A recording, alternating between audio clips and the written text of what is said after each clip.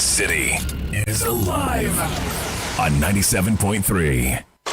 City 97.3. Accra. There can be no other 97.3. No need to change. Keep it tuned to City. You're number one. Don't look no further. We've got it all covered. City FM. Good morning. Good morning. Good morning. Good morning. Good morning. Good morning, my neighbor. Good morning to life. Good morning.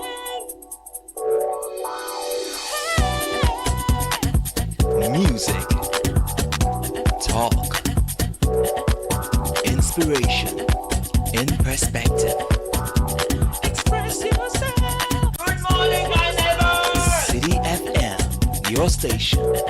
It's a refreshing lifestyle. City FM 97.3.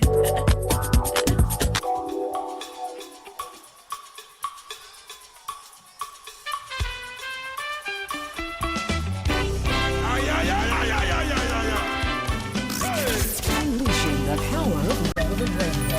This is City 97.3. The City Breakfast Show. Rise above the noise. City 97.3. Accra.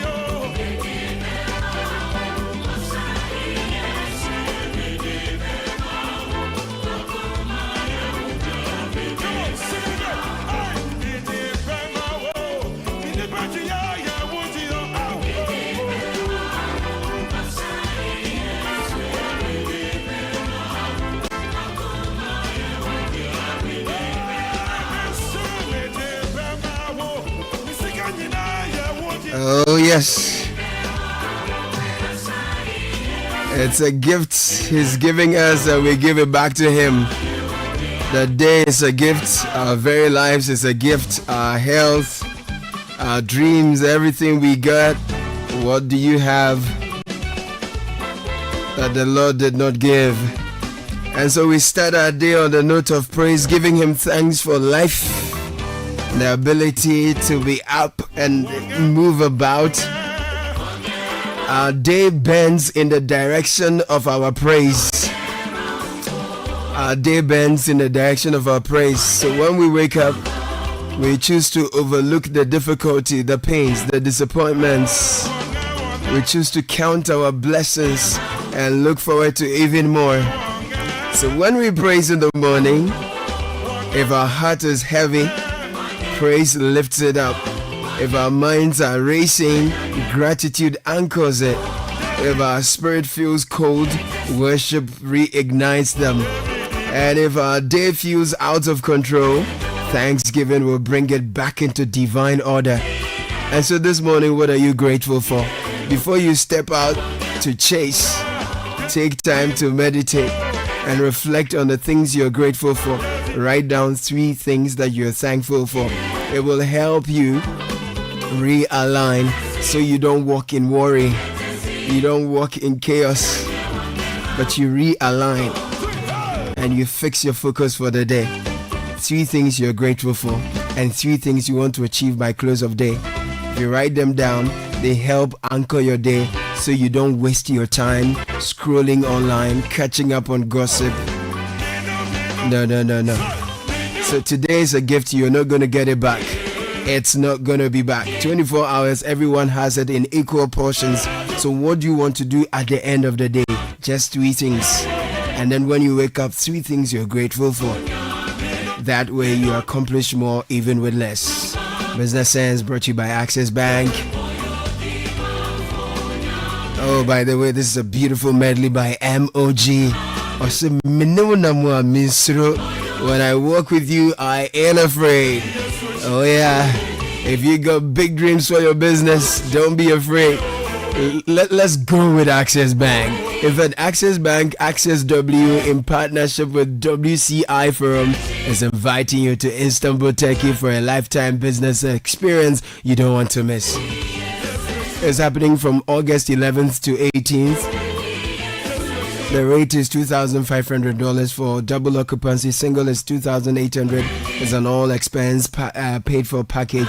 It's an all-inclusive package, and it covers visa and return tickets, 6 nights in 4-star hotels with breakfast and all of that. Insurance, airport transfer, everything you got to know. 0579-734663 is the number. Call Jemima. 0579-734663. Access W, inspiring, connecting, empowering. Access Bank, more than banking. We'll bring you the news review shortly.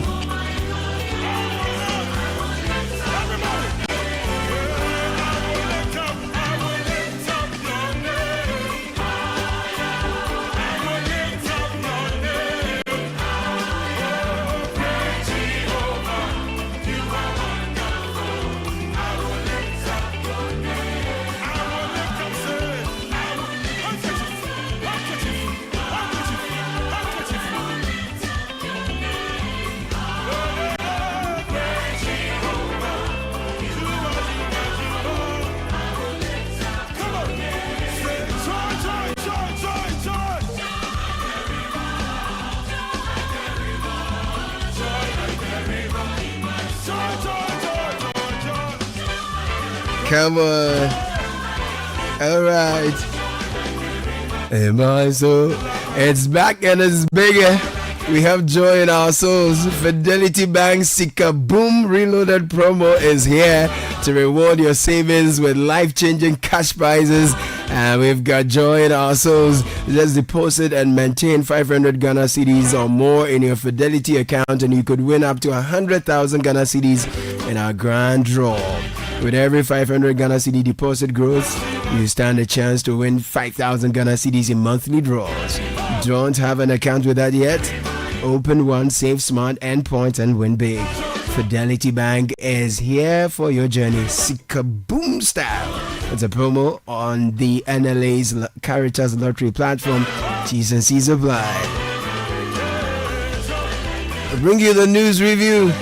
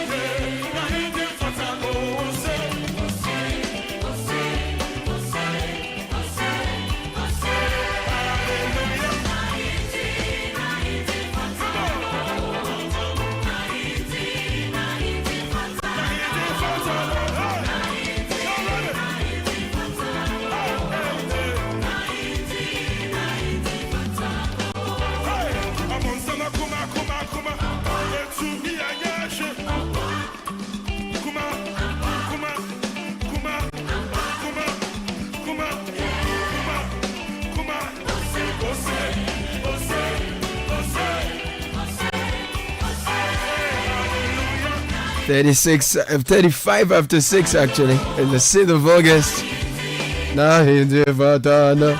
I love this.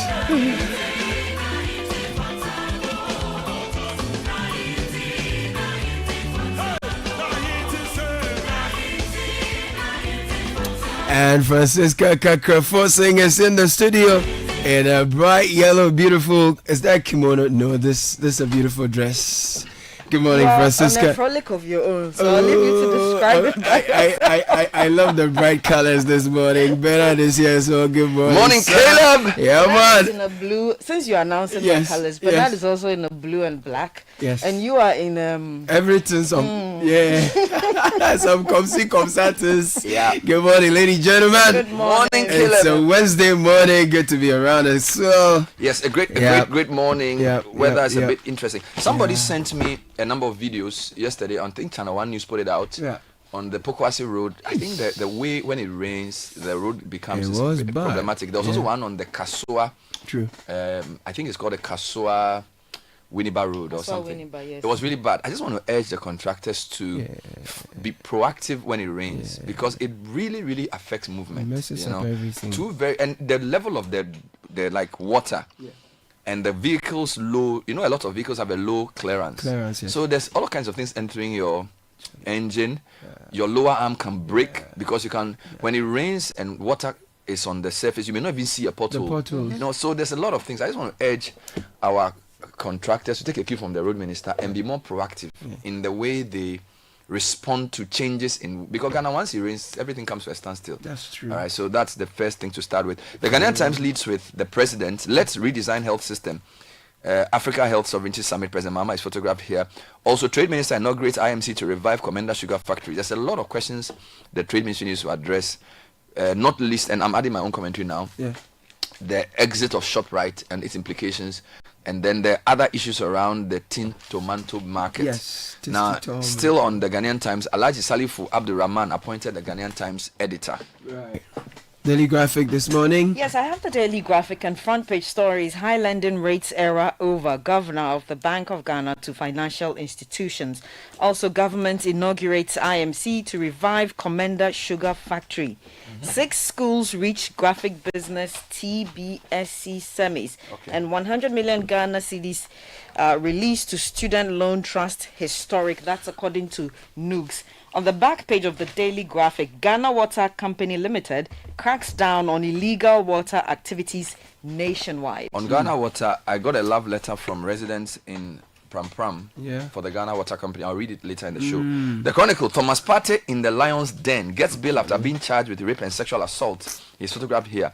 Also, Ghana to become digital trade hub of Africa, NITA declares minority reject new producer price of cocoa. That's on page 3. And government signs MOU with Fori Link to develop platform for agri financing. Right. On the front page of Daily Guide newspaper, transport fares go up by 20%. There's a bit of disagreement with COPEC on this matter. NPP flag bearer race. 2 aspirants pick forms and comes with a picture of Ken Ejipon and also Kwabena Ejipon. Another headline, NIA blocks GRA over 378 million Ghana cedi debt. Importers stranded. Meanwhile, if you go to the Daily Post, treat health as investment, not cost. President Mahama admonishes Cocoa Board withheld key cocoa sales information affecting 24-25 pricing. This is Randy Abe speaking. Yoko seizes from Shatawale a 2019 Lamborghini tied to proceeds of criminal enterprise. Now that's a big one. So the Herald now and front page, law schools legal ethics lecturers under fire over undervalued properties and alleged forged will. Also, Benin's industrial hub partners buy into Mahama's 24-hour economy agenda. $4.7 million crime trail leads Yoko, FBI, to Shatawale's home. His 2019 Lamborghini Urus seized. And Aboso Bompiesu chiefs warn politicians to stay off their lands as Galamsey raids intensify. And there's a story that Umaru Sanda, our very own, has lost his father. Our condolences goes to him and his family. The Adua is on Friday. Meanwhile, the custodian, BOG injects over $2 billion to stabilize the city upon Nkrumah raises concerns Also, Shopright to exit Ghana. That's on page 2.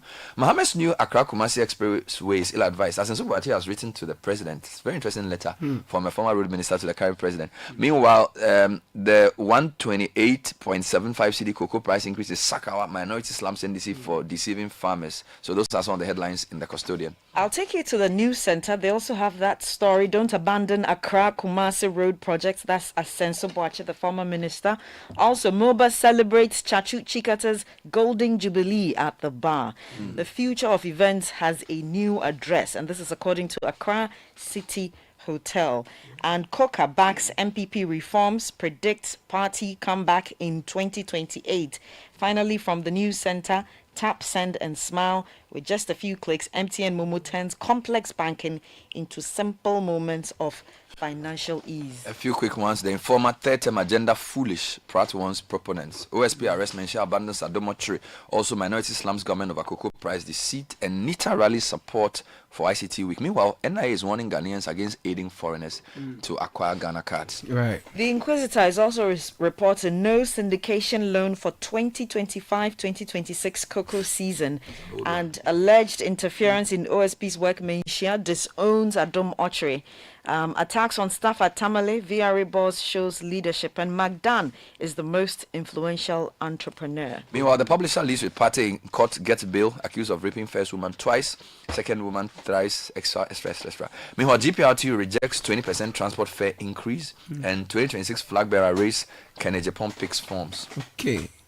Right, let me take you online. Kennedy Japan is NDC's greatest fear ahead of 2028 polls. This is Tema Central MP. This is channel1newsonline.com. IVS disconnection. GRA illegally shared our data with other institutions. This is the NIA. And importers and exporters demand government intervention in NIA GRA standoff to avert chaos. 20% transport fare hike. It's recipe for chaos. COPEC is warning. NDC's Bernard Bediakon Beidou launches campaign ahead of Akutia by election. And Mahama unveils presidential task force and sustained initiative to power Africa's health sovereignty. We'll bring you more on these a bit later. If you go to citynewsroom.com, Ramsar demolitions, re-engineer the area, don't demolish homes. This is Tema Central MP telling the government. Now, Citi surge triggers 50% dip in remittances. BOG governor reviews. Government to review mining lease extensions. This is the lands minister. And we are told that 52 million Ghana cedis available for Apiache third phase redevelopment program. This is the lands minister again. On WASI 2025, APAC warns staff against aiding exam malpractice. If you go to myjoyonline.com, many farmers are dissatisfied with new producer price. We expected more than 3,228.75 Ghana cedis. This is cocoa farmers speaking. And the government to cover some cocoa farmers' expenses despite income gains, says Keta MP. COPEC kicks against proposed 20% hike in transport fares. If you go to the High Street Journal, Shopright's departure recasts Ghana's retail landscape. And Sako says the story runs deeper. I've seen another article done by our friend at Katz. We'll bring you that shortly. It says government must be interested in the who takes over from Shoprite. Absolutely. And Shoprite to exit Ghana, Malawi in ongoing Africa strategy overhaul. That's here as well. But the update is what we are telling you, that government must take an interest in who takes over. There is that. If you go to BBC, UN official says Israel expanding Gaza operations would risk catastrophic consequences. Now, despite Trump's peace calls, Russian attacks on Ukraine double since inauguration. And CNN, the country used to punish people for having too many children. Now it is having to avert a population crisis of its own. And the headline is China is paying couples nationwide to have more babies. All right. Maybe it's a good place. Francisca, so there's a couple of things. So there's the interest rate story that the graphic leads with, which I think is interesting.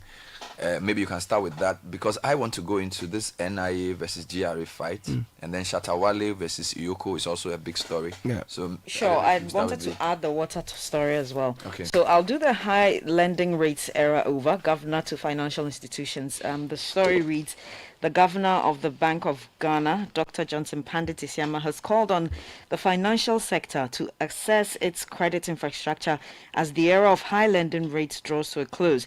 He said the consistent decline in inflation and the strengthening of the Ghana cedi had paved the way for a shift away from the tight monetary policy stance adopted over the past few years.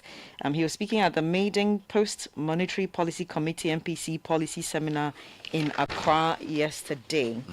Now I want to go to the back page of Daily Graphic and talk about Ghana Water Limited cracks down. Before you do this, I feel like the governor's point on the interest rate may be true, but I think that the main rate that the central bank controls is too high compared to other rates, because your TB rates are around 10 and 11. You know, almost all the inflation rate is close to 10%. Why is your primary interest rate 25%? I think he needs to answer that question. So to say that the rates of interest, the era of high interest rates are over, you can declare that. But I think some of the banks still look at that rate. All right. So yes, they slashed it from 28 to 25 or whatever. But I feel like that rate is so disconnected from the reality of Ghana that we need to have a deeper discussion around this. Like, let's come to your water then. Certainly. And the Ghana Water Limited, GWL, is stepping up efforts to curb the rising incidence of water theft, which not only deprives it of the needed revenue, but also strains existing infrastructure and disrupts fair and sustainable service delivery. And they've chaptered it, but I'm going to just look at what they chapter as the situation. Between the last quarter of 2024 and the first half of 2025, theft activities such as the bypass of water meters, direct tapping into pipelines, the use of inline pumping equipment, and the growing theft of water meters have increased. And so the thousands of unauthorized connections have been reported in all operational areas of the Ghana Water Limited, contributing to a loss of revenue, with large volumes of water produced, transmitted, and distributed unable to be accounted for. So no more water tanker services. Yes, and in Accra, Tema metropolitan area alone, over 2,700 illegal connections were uncovered between last quarter 2024 and first quarter 2025. If Gallus is able to pull this off, it will be one of the biggest things, because a lot of these water selling companies profit from this type of thing. So let's hope they're able to push it through. But now water shortage at Nungua SHS raises health concerns. This is the gender minister speaking. Manuel Ayama writes on citynewsroom.com that the Minister for Gender, Children and Social Protection, Member of Parliament for Krowa Constituency, Agnes Namomolate, has expressed concern over a surge in infections among female students at Nungua Senior High School, attributing the issue to persistent water shortages in the area. For years, community within the Krowa constituency have struggled with limited access to clean water, disrupting daily life and posing serious health risks. Now, speaking to City News on Tuesday, August 5, 2025, the MP noted that although she has made efforts to supply water to the schools through private means, the situation requires a more sustainable long-term solution. Quote, whenever there is a water shortage in the constituency, Nungua SHS is among the hardest hit. So something really must be done to avert this situation. Okay, so I'm going to go to the Daily Graphic and the story. Daily Guide, yes. NIA blocks GRA over 378 million debt. Importers stranded. And the story goes, the National Identification Authority, NIA, has disconnected the Ghana Revenue Authority, GRA, from its Identity Verification System, IVS, citing an outstanding debt of 376.7 million Ghana cedis. The move has paralyzed GRA's ability to verify taxpayer identities using the Ghana card, disrupting tax administration, port clearance, and various public services. The impact has been swift and widespread, with importers and exporters left stranded at ports, unable to clear goods due to failed taxpayer verification. I'm wondering why two critical state agencies are essentially fighting.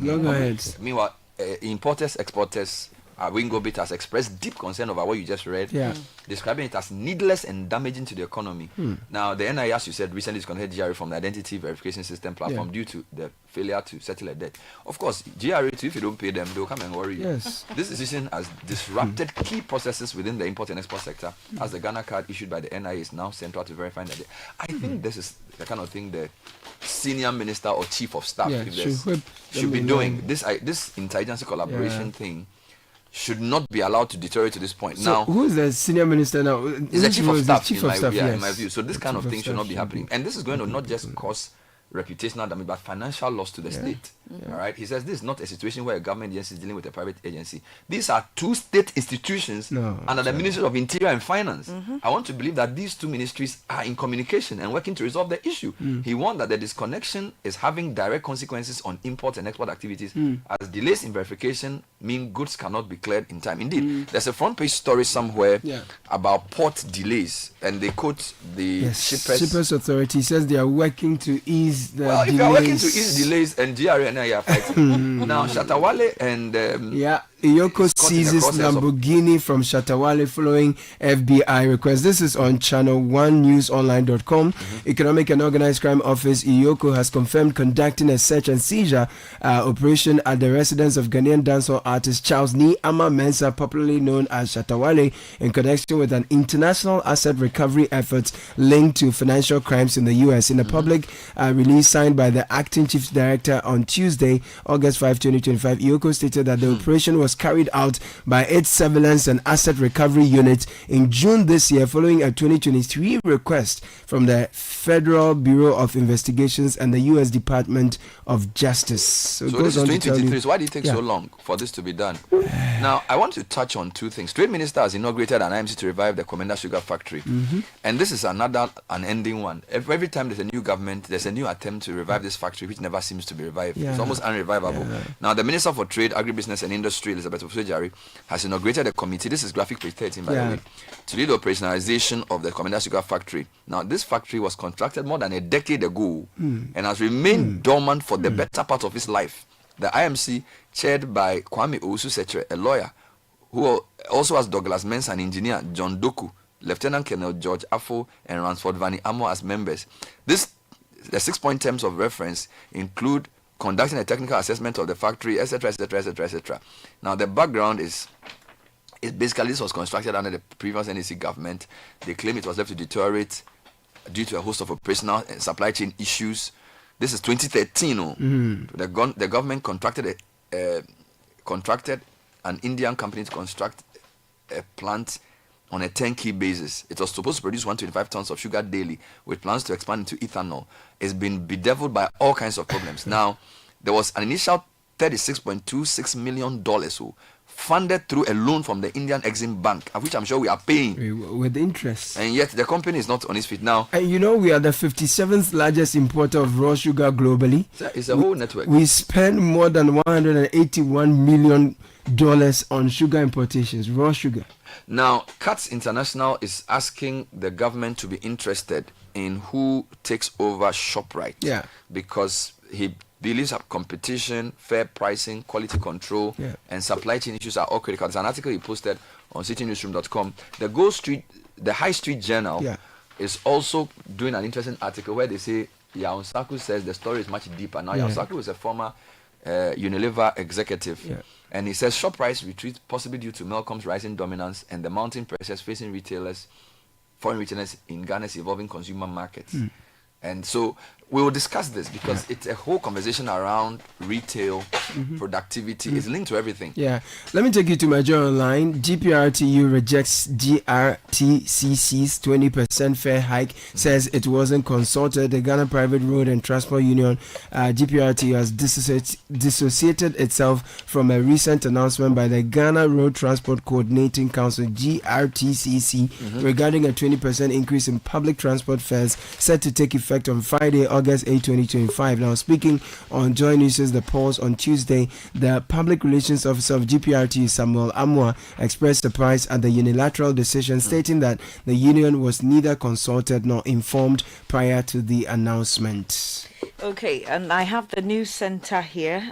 Ghana Airports Company faces 64 million lawsuit over contract termination, and a brewing legal standoff looms between Evertex Logistics Limited and the Ghana Airport Company Limited, GACL, following the latter's decision to terminate a multi-million-dollar contract. In a letter dated July 28, 2025, legal representatives for Evertex, K. Archie and Company responded sharply to GACL's intention to terminate the revenue assurance audit agreement signed on December 4, 2024. And I just want to bring a story that's celebrating Chachu Chiketa's Golden Jubilee at the bar. And the Infantipim Old Boys Association, MOBA, has paid glowing tribute to distinguished lawyer and academic Mr. Chachu Chiketa as he marks 50 years at the Ghana bar, hailing him as a towering beacon of legal brilliance, service and legacy. In a statement issued by Moses Baden Jr., Moba Ibusiapinyin, president of the association, they described Chikata's golden anniversary as not only a personal milestone, but also a moment of immense pride for all alumni of Infantipim School, popularly known as Kwa Botri. A legal colossus.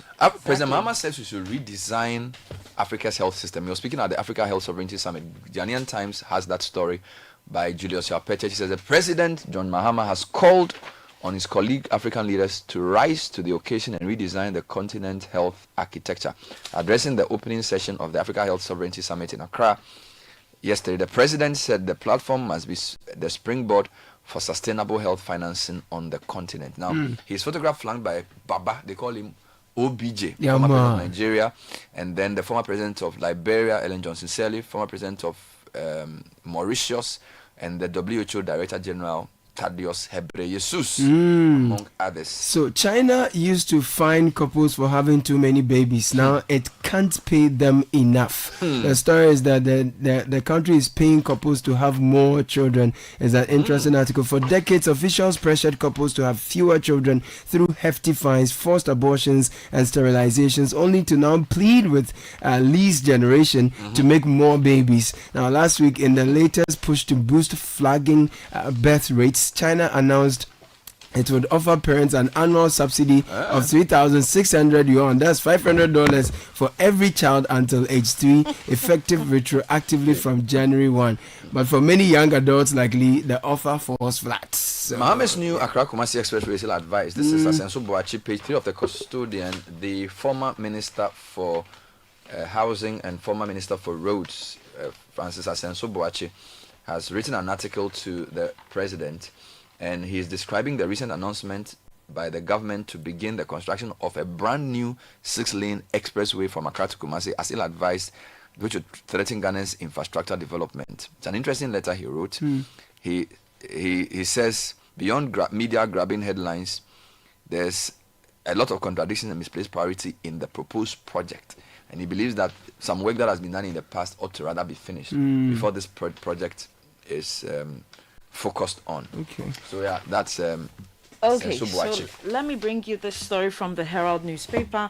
$4.7 million dollar crime trail leads Yoko FBI to Shatawale's home. The Economic and Organized Crime Office Yoko has seized a 2019 Lamborghini Urus from the residence of dancehall musician Shatawale, who has become a subject of a criminal investigation. The seizure, according to a detailed press release issued by Yoko and signed by its acting executive director Raymond Archer, occurred yesterday, Tuesday, August 5, 2025. Quote, in June this year, the Economic and Organized Crime Office, acting on a 2023 request from the Federal Bureau of Investigations, FBI, and the United States Department of Justice, undertook an operation which led to a lawful search at a residence in Trasacco Valley, Phase 1, Accra. However, in a Facebook post yesterday, that was Tuesday, Shatawale accused Raymond Archer and Yoko of leading an operation with arms, and the Yoko boss explained that. Yeah. We haven't seen the last of this, so we'll see how it pans out. Yeah, thank you, Bernard. Thank you, Kakra. Oh, jump on now. Go. Go me. And what time will you come back where I don't hear the sound of your car? Why you buy new car? No, I not change my car. It be the same right. It be the fuel way I change. Way one shouts it. Ever since I started using the all-new Excellium Premium Fuel, fortified with 3-in-1 action. Oh, Joe, now my car they run like electric car. No, it's so. This is the type of fuel where they want to. Because now engine they cost. Where they want for way if I buy it, it go protect my engine. And with the small way I buy, I go drive, sir. Absolutely. It's like strapping a turbocharger to your engine and giving it a protector. protector. And what they boss my mind self be the 3-in-1 action, no? Excellium they prevent up to 99% of deposit. It be anti-wear, some be anti-corrosion. Won't pay when I open them. Hey, so where can I find this magical fuel? Just head over to any Total Energy service station and your car will thank you. Hey, then make a finish Magobe fast, then rush go Total Energies. My friend, but why your hand Magobe inside? I give you info. Make a fill the gobe too small. The go. Excellium is designed to protect your car engine, decrease fuel consumption, and lower CO2 emissions. Don't say fuel, say Excellium. Choose Excellium, choose quality.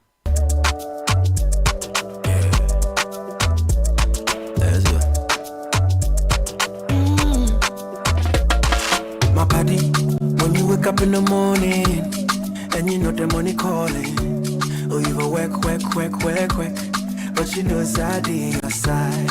If I believe with us, if I hold my hand and believe, cause you know it's out your side. And when you dream, no say I live by you.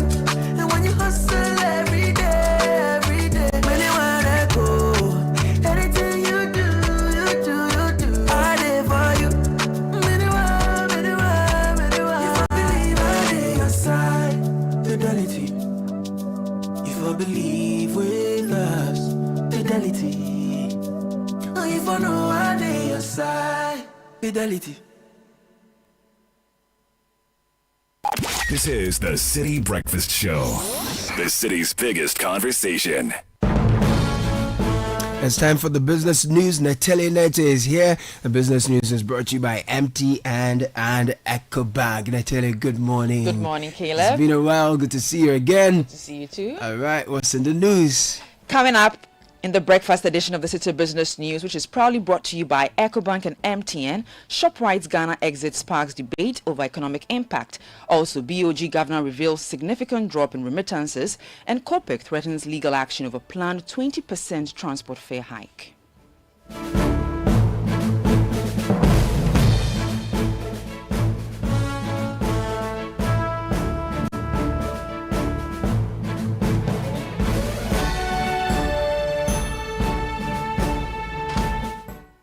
Let's settle for the details now. Some customers have expressed mixed reactions to the announcements that South Africa's largest grocery retailer Shopright Holdings will exit Ghana. While some view the move as an opportunity to boost the consumption of locally produced goods, others fear the departure could have a significant impact on Ghana's economy. Daniel Ojo-Mensah reports. The retail giant said it had received a binding offer in June for its 7 stores and 1 warehouse in Ghana, with a sale described as highly probable. Challenges such as currency instability, high inflation, import duties, and dollar-denominated rents have made operations in several countries unsustainable. The company has already exited Nigeria, Kenya, Uganda, Madagascar, and the Democratic Republic of Congo. In Ghana, Shopright has faced stiff competition from both local and regional players, along with operational difficulties.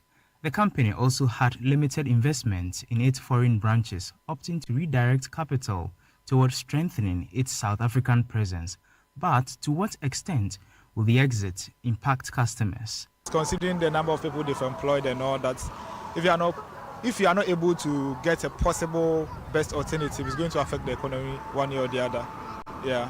Okay, so how would they affect the economy?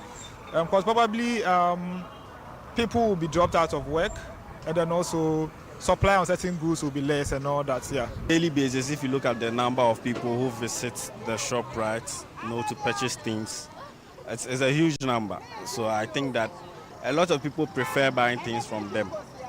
So if that happens, maybe they might have other alternatives, but it's even going to have an impact on the economy, because day living, it means that probably, I don't know why they want to leave, but if they want to leave, then it's going to hit the economy real hard.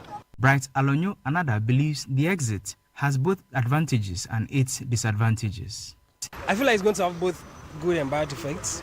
The bad being that maybe their products they offer to the Ghanaian market, which are way cheaper because they bring it in, is going to have a negative impact in that area. But the good thing about this is that since Ghanaians, you said Ghanaians are willing to acquire, It's a good thing because, we are keeping capital within the country. The citizen, yes, it's a good thing that capital has been retained within the country. That report was filed by my colleague Daniel Odro-Mensah. As Ghana moves towards a lower interest rate environment, the Bank of Ghana is warning that commercial banks may have to reduce their reliance on investing in central bank bills and rethink how they sustain their operations. This, according to the Governor of the Central Bank, Dr. Johnson Isiama, aims to ensure that banks remain resilient while boosting credit flow to productive sectors of the economy. Here's more.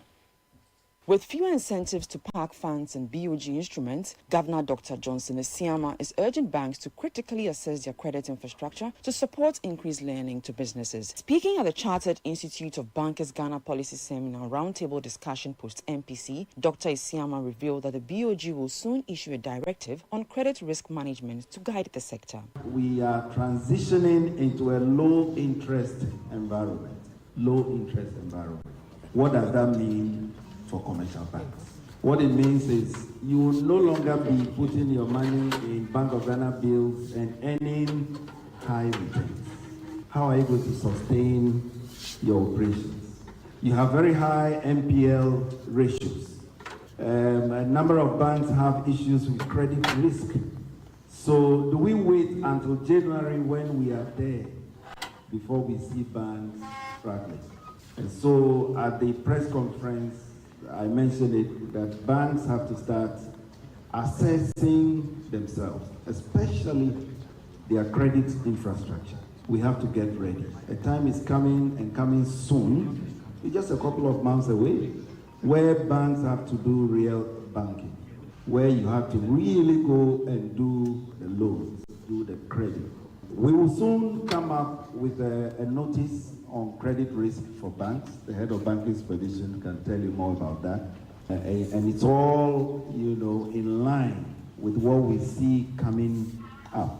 The CEO of the Chartered Institute of Bankers Ghana, Robert Jato, also called on banks to strengthen their capacity to manage risk. I think the starting point really is developing the necessary competencies in managing risk. And that's very, very important because the business of banking is actually risk management wrapped up in customer centricity and some innovative solutions. And therefore, understanding the risk that banks face within the economic context, within the industry context, will be very, very important. But building capacity and building competencies will be very, very important. From the Institute's perspective, it will be building character, which is the ethics of bankers and banks, but also the competence, which is the competence, the ability for banks and the skill set that they require to develop to be able to assess those credit risks in a proper manner. The event was under the theme, Monetary Policy in Action, How MPC Decisions Shape Ghana's Economy and the Financial Sector.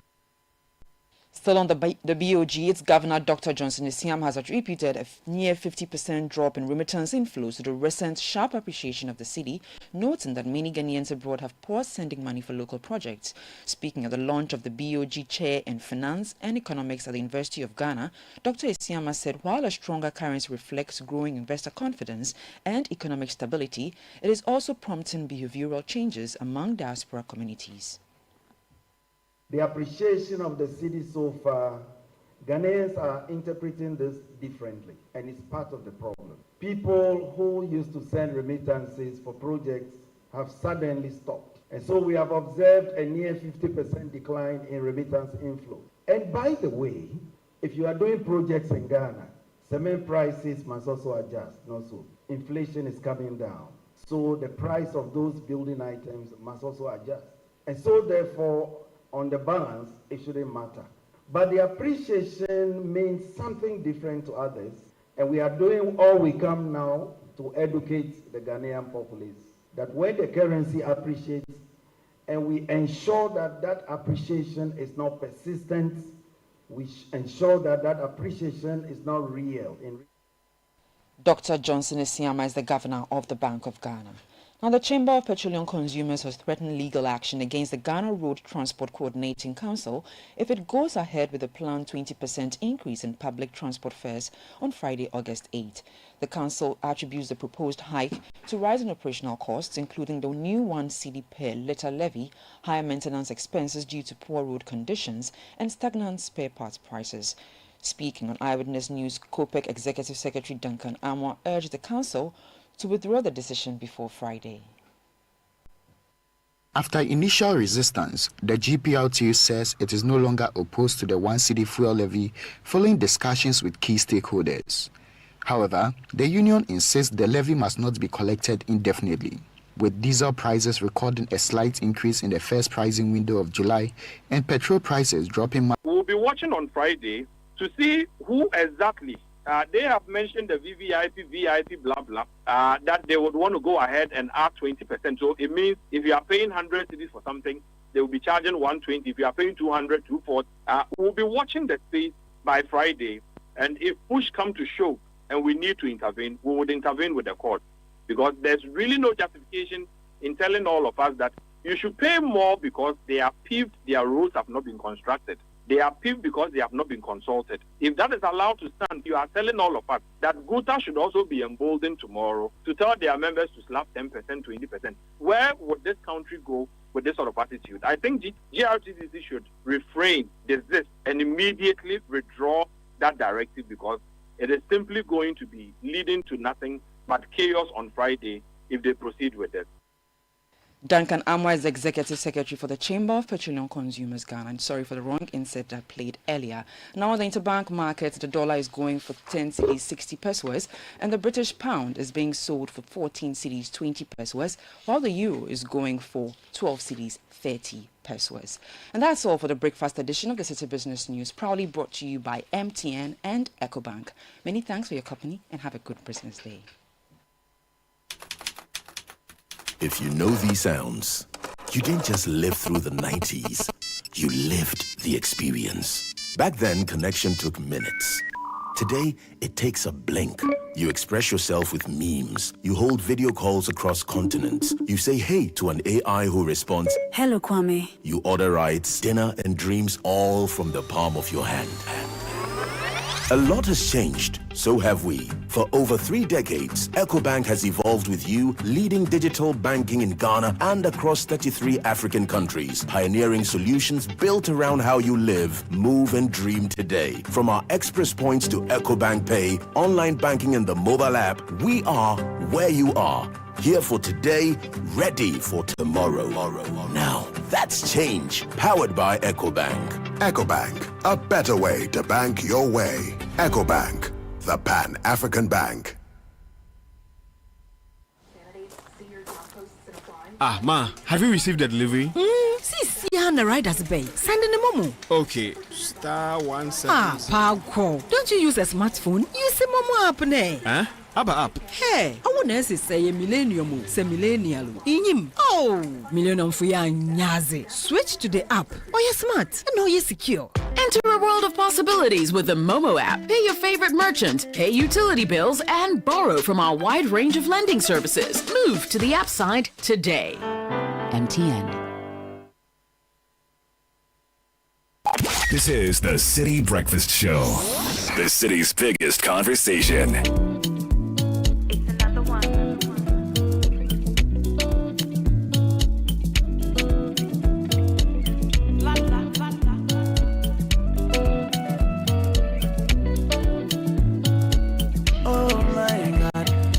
I know. When you hear this tune, you know we're bringing you a kickoff, which is our sports news segment. You know on this show. Now, the business news was brought to you by EcoBank and MTN. Isn't it just amazing how the world is ever changing and evolving? Fascinating to think about what the next big thing could be. Well, today is AI, tomorrow who knows? One thing is for sure, a lot has changed, but guess what? So has EcoBank. For 3 decades, EcoBank has pioneered a range of digital-first banking solutions designed for the way we live today. From the mobile app EcoBank Pay, Express Points, across the country, EcoBank is right where you are. EcoBank is a better way to bank your way. EcoBank is the Pan-African Bank. Now, have you ever thought about what true convenience means? Well, let's keep it simple. Convenience is finding easy solutions to everyday hassles. Speaking of easy solutions, have you heard about MCare from MTN and MedPharma?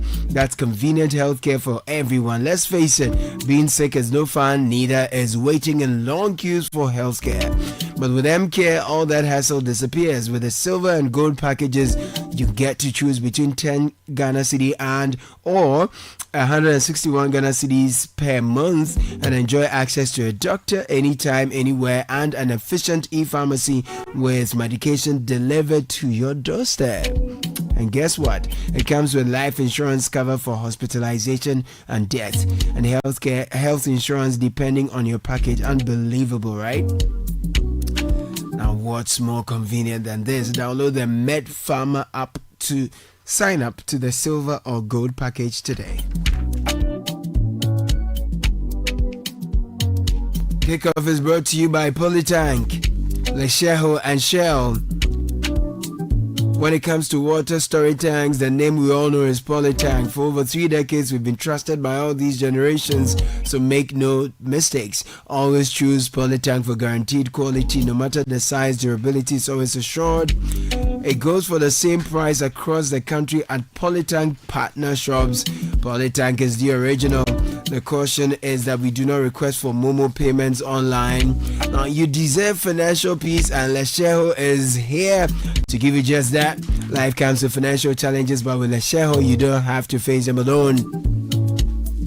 Whether it's education, rent, or unexpected expenses, we've got the right loan to meet your needs at the right time.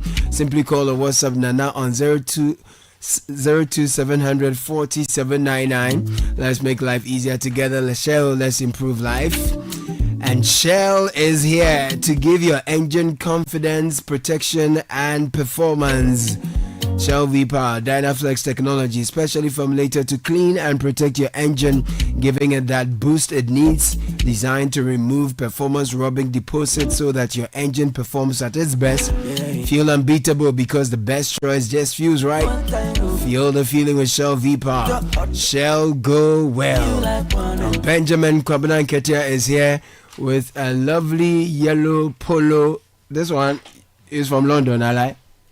See, but you're... No, this one is from London. You hold on. This one, now London. But you see, also naming ceremonies are expensive. So when I'm Kojo, you don't call me Kwabena on a Wednesday morning. Like, I don't know, but... No, we are staying on your London shadow. That's the most important thing. Whether you are Kwabena or Kojo doesn't matter. Kwabena Ketia? Kojo. So Kojo and Ketia is here with kickoff. I go mad gun chatting at the ear. I go mad gun chatting at the ear. That's one way take you away. I do you. Where you leave me go for a tungo. Where you leave me go for a yeah. Where do you do me no my sister yeah. It's my boo wanna meet ya alone. It's my boo wanna meet ya. This is the Citi Breakfast Show, the city's biggest conversation.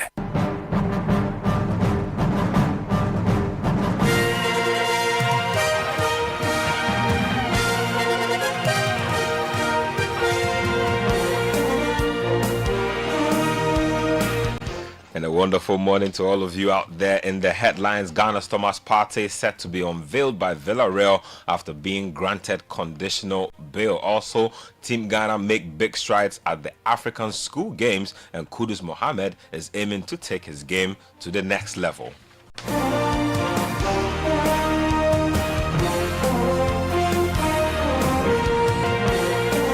Now, kickoff is proudly brought to us by Shell, Shell Go Well, Zonda GH, Polytank Ghana, and Let's Let's Improve Life. Let's start off with some athletics, and Ghana's next generation of sporting stars made big strides and big headlines after clinching 14 medals at the maiden African School Games in Algeria. Team Ghana picked up 2 gold medals, 3 silver medals, and 9 bronze medals across multiple disciplines, with standout performances in badminton, boxing, and athletics. Edu, Muslena, and Amakorama were the face of the badminton team, helping Ghana to gold in both the girls' doubles and mixed doubles events. Now, the success is seen as a reflection of the rising potential in Ghana's school sports system. Yes, here from Edu, Muslena. I think that with the final game, I really have played very, very harder than the rest of the games I played previously. Because it's the final, so you have to give your best. So I'm doing it, and I know that I'm going to win.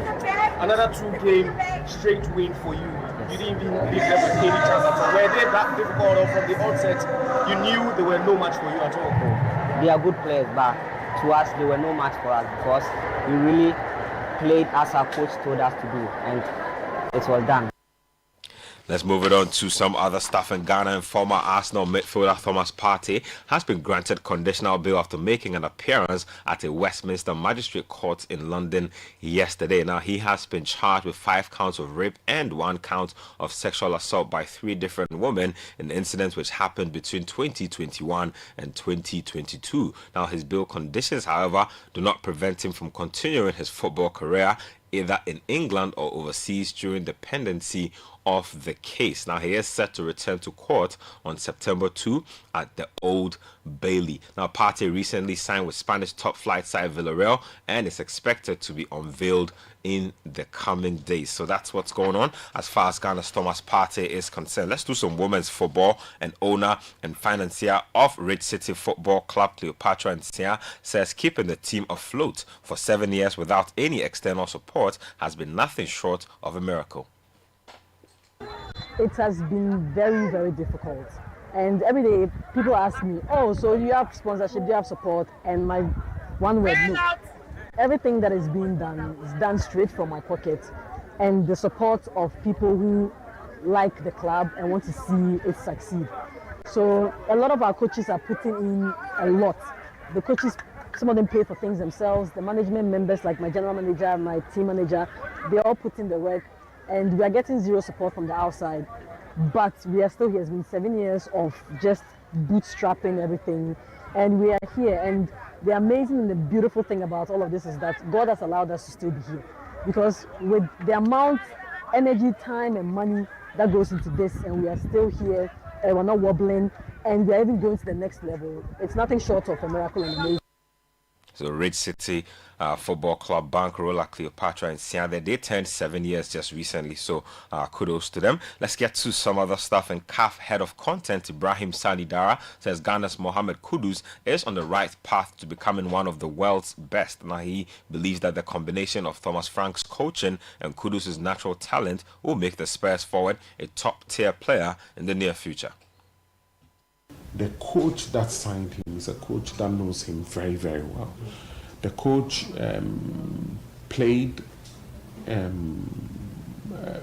coached in Denmark, where Kudus made a lot of his name.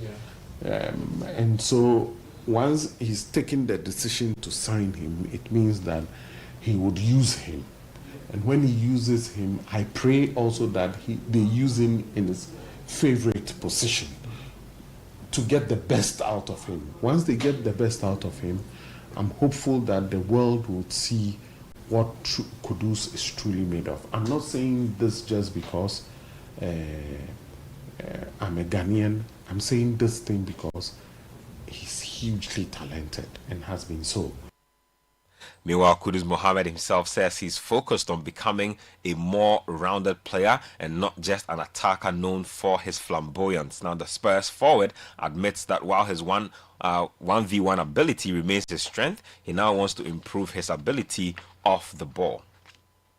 In as much as I offer a lot, defensively too, I want to be able to make the team feel like they can also depend on me, because the fullback also needs me when we stuff like that. So especially in games like this where they're going to have to be defending sometimes. So yeah, it's something I'm definitely looking at. When you first joined the club, what did Thomas say to you? Kind of what was the message he told you he wanted from you as a Spurs player? Obviously, just we all know my abilities in 1v1s, trying to create and help the team. So that's what I'm here to. Trying to help, but also defensively trying to add that to my game as well.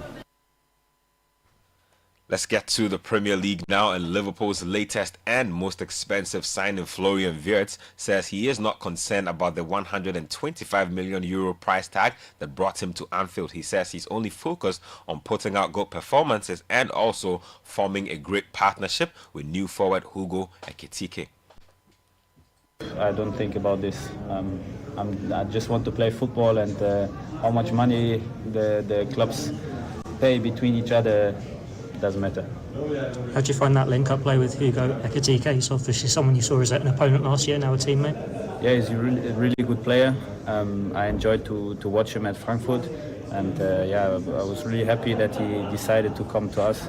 And yeah, in the training sessions already went well. You heard Liverpool's new forward Florian Wirtz speaking there. Let's get to Liverpool manager Arne Slot. He says the upcoming season promises to be one of the most exciting in recent years. With just a couple of days to go until kickoff, Slot believes every club is coming in fully prepared, making the Premier League even more competitive. You need to make in everything you do the next step, because our competitors are not sitting still as well. Not only they try to improve as well, but they've already also made a lot of signings like we all have done.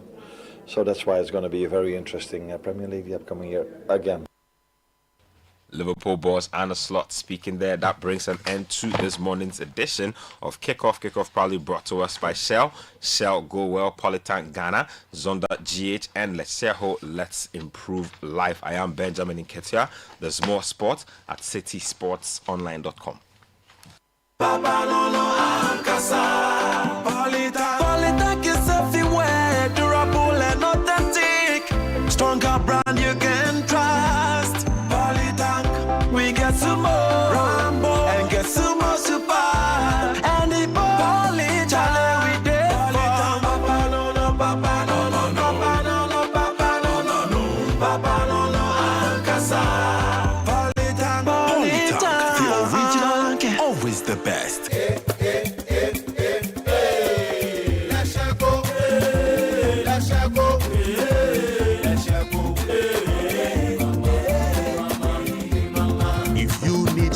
Services, innovative financial solutions. We deliver on our promise, cause we are number one. Let's share go, we improve your life. Let's share go, let's share go, even when you're stuck with nothing, no matter your situation. Let's share go, we improve your life. Let's share go, let's share go, let's share go, hey mama, hey mama, hey mama. Let's share go, we improve your life. Do you ever wonder how your car's engine is doing as you drive? Not often. Does it feel confident and protected, or is it tired and struggling? I have a busy schedule, so I leave matters of my engine to Shell V-Power. With Shell V-Power, you can feel confident because it is the best ever fuel designed for performance and efficiency. Shell V-Power removes performance-robbing deposits, so you can feel protected. Fill up with Shell V-Power at a Shell service station near you. Feel confidence, feel protection, and feel performance over and over again with Shell V-Power. Fuel the feeling with Shell V-Power. Go well.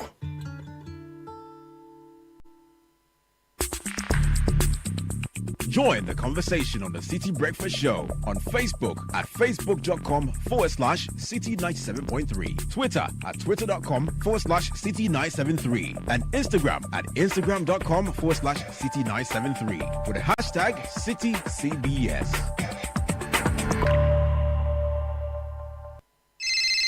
Ocho, it's 3 a.m. What now? Ya tisubiomo, ya tisubiomo.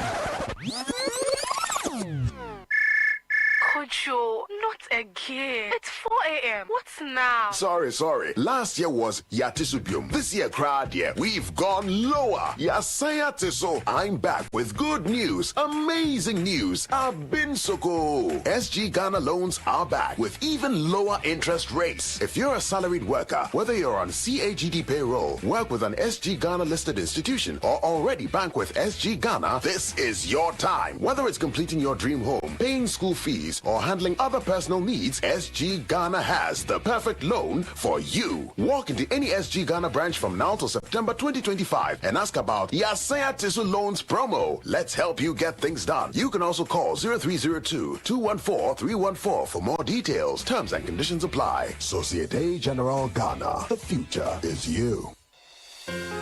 Looking for a one-stop shopping destination for all things made in Ghana? Eager to experience a remarkable fair that showcases the richness, creativity, and innovation behind Ghanaian products and services? Then get ready for the This is Ghana Exhibition 2025, a celebration of excellence in locally made goods and services. This year's exhibition brings together the very best that Ghana has to offer, from timeless traditional crafts to cutting-edge innovations. The This is Ghana Exhibition highlights the brilliance of Ghanaian entrepreneurs, artisans, and businesses who continue to shape the narrative of homegrown excellence. Brought to you by Channel 1 TV and 97.3 Citi FM, this is Ghana's biggest trade fair and exhibition, bringing together SMEs, startups, research and manufacturing sectors, indigenous corporate bodies, and local creatives in one exciting space. Join us in championing Ghanaian talent, creativity, and authenticity. Come explore, engage, and be inspired by the businesses and brands that are redefining Made in Ghana across every sector. The dates: Saturday the 6th and Sunday the 7th of September 2025. Time is 10 a.m. through to 5 p.m. each day. The venue is the Info Sutherland Children's Park. For inquiries or participation details, call us on 0205 973 973.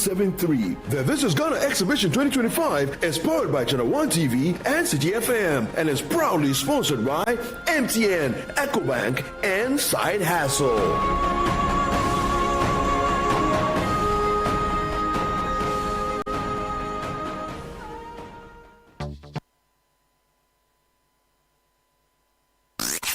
Unleashing the power of relevant radio. This is Citi 97.3. The Money Matters segment is brought to you by Petra. Petra, achieve more. Welcome to the Money Matters segment with Petra. You've been earning well, but is your money growing well? It's easy to assume that a good salary equals financial success. But if most of it goes towards lifestyle expenses, you may be rich in income but poor in investments.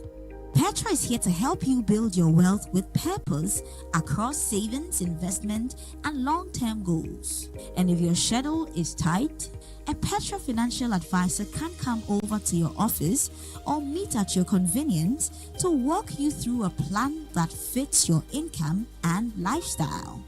Let's make your income work harder, not just longer. Dial *447*70# to speak to a financial advisor today. Petra, achieve more. The Money Matters segment was brought to you by Petra. Petra, achieve more. He's here, uncle. Oi, you man, look at you, all grown up, innit? So good to see you, fam. I miss you so much. So good to be back home, bruv, innit? I can see a lot has changed, mate. Home sweet home, innit?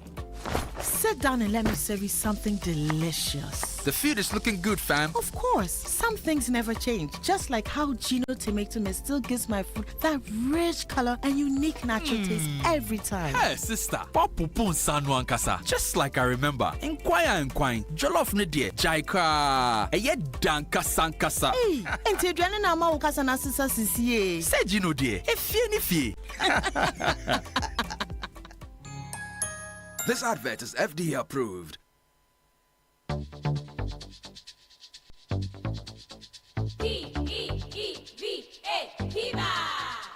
Looking for a burst of flavor in every sip? Discover the refreshing taste of Piva beverages. Enjoy the classic Piva Cola flavor, perfect fit anytime. How about a fruity adventure? Try our delightful Piva orange fruit drink packed with recognized citrus flavor. Craving something exotic? Our Piva cocktail fruit drink brings the tropics to you. For a sweet and juicy treat, grab our grapefruit drink and don't miss out on the refreshing Piva tangerine fruit drink, bursting with tangerine flavor. Piva Cola, Piva Orange, Piva Cocktail, Piva Grape, Piva Tangy. Grab yours today. Available now at your local store. Call us on 055-00-32231. Piva, a taste you love. This advert is FDA approved. P for Piva. This is the Citi Breakfast Show. The city's biggest conversation. The Citi Breakfast Show. Rise above the noise.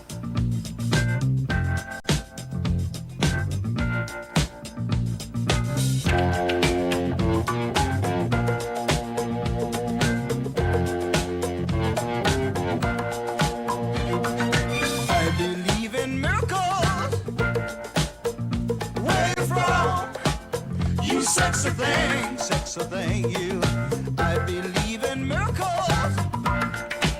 Since you came along, you sexy thing.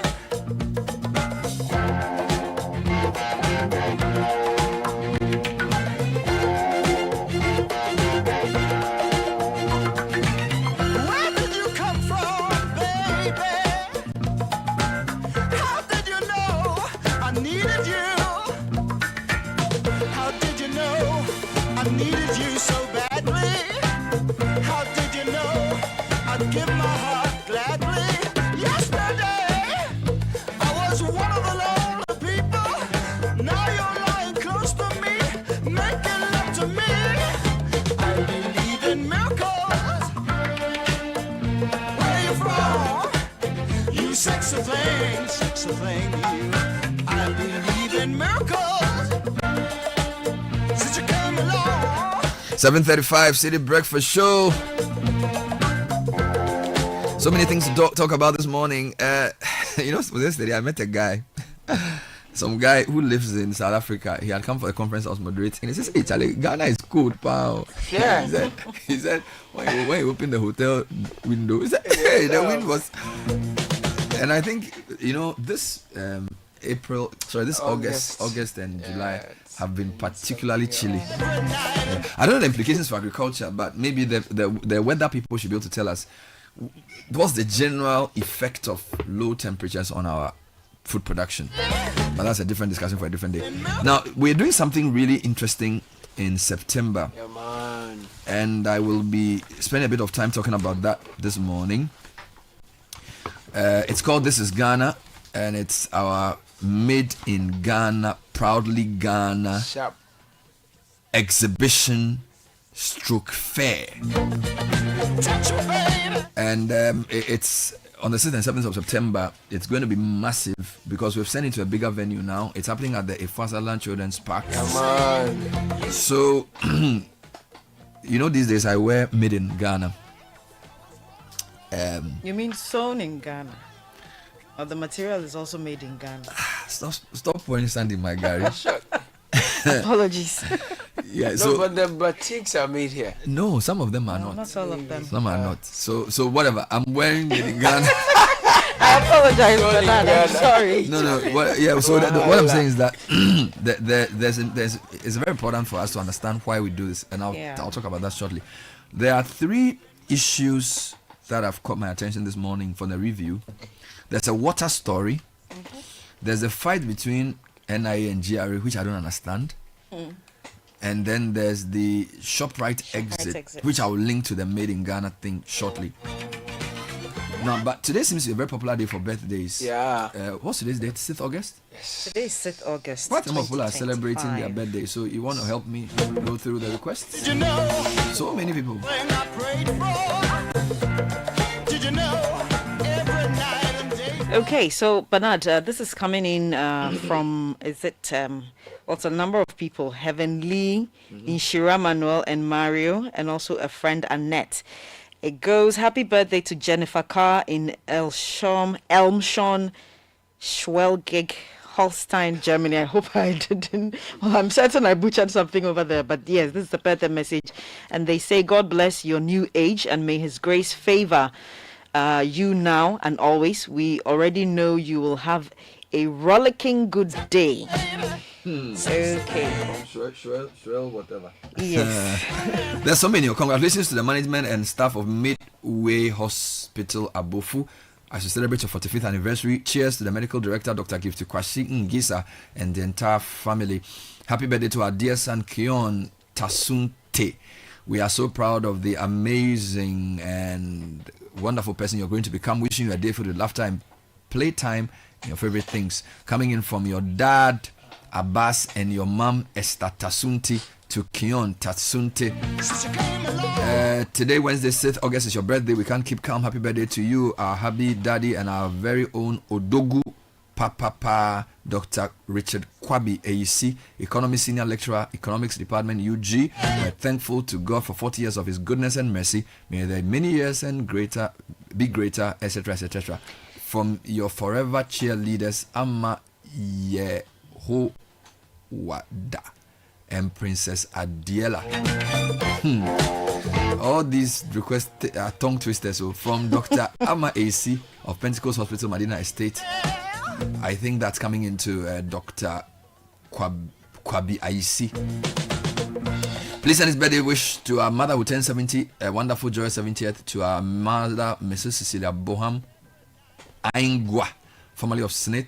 You are the queen of our hearts, our greatest cheerleader, and the one who somehow still remembers the birthdays of all her in-laws and grandchildren. We thank God for your life. You make 70 look like magic. From your children, Jane, Christian, Joseph, Agnes, Mamiama, and Doreen. And then there's another one here. Today is World Felicia and Felicity Day. An amazing twins. Charlie, they are amazing twins. What's an amazing twins? What kind of English is this? God bless you abundantly and make you a blessing. From your Rosa 91 sisters. So Felicia and Felicity. Alright, where else are we? Happy birthday to... You did a German one, eh? Yeah. Okay, let me leave that one alone. Madam Lavna Dodua Dodu. May you live long to fulfill all your aspirations while you age gracefully. From Prophet Edward Atabochwe. Good morning. Please wish... Okay, I think I read this already. Cecilia Boham, I read it already. Oh gosh.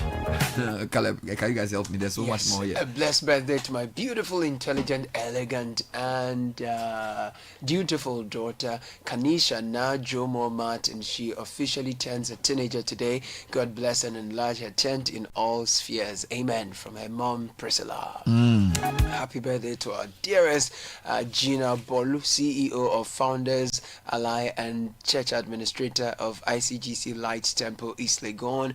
May true joy from the Lord overflow in your soul and every aspect of your life and ministry. Enjoy your day from your friend and brother Ebo Youngson and the Lights Temple family at East Legon. Happy birthday to our one and only cupcake in the world. She is Ablavi Jifa Amega, aka Loronyo. The favor of the Almighty God always be with you from your lovely parents. Happy birthday to Nanajwa Ofori Ewuku from Ayoram. Thanks.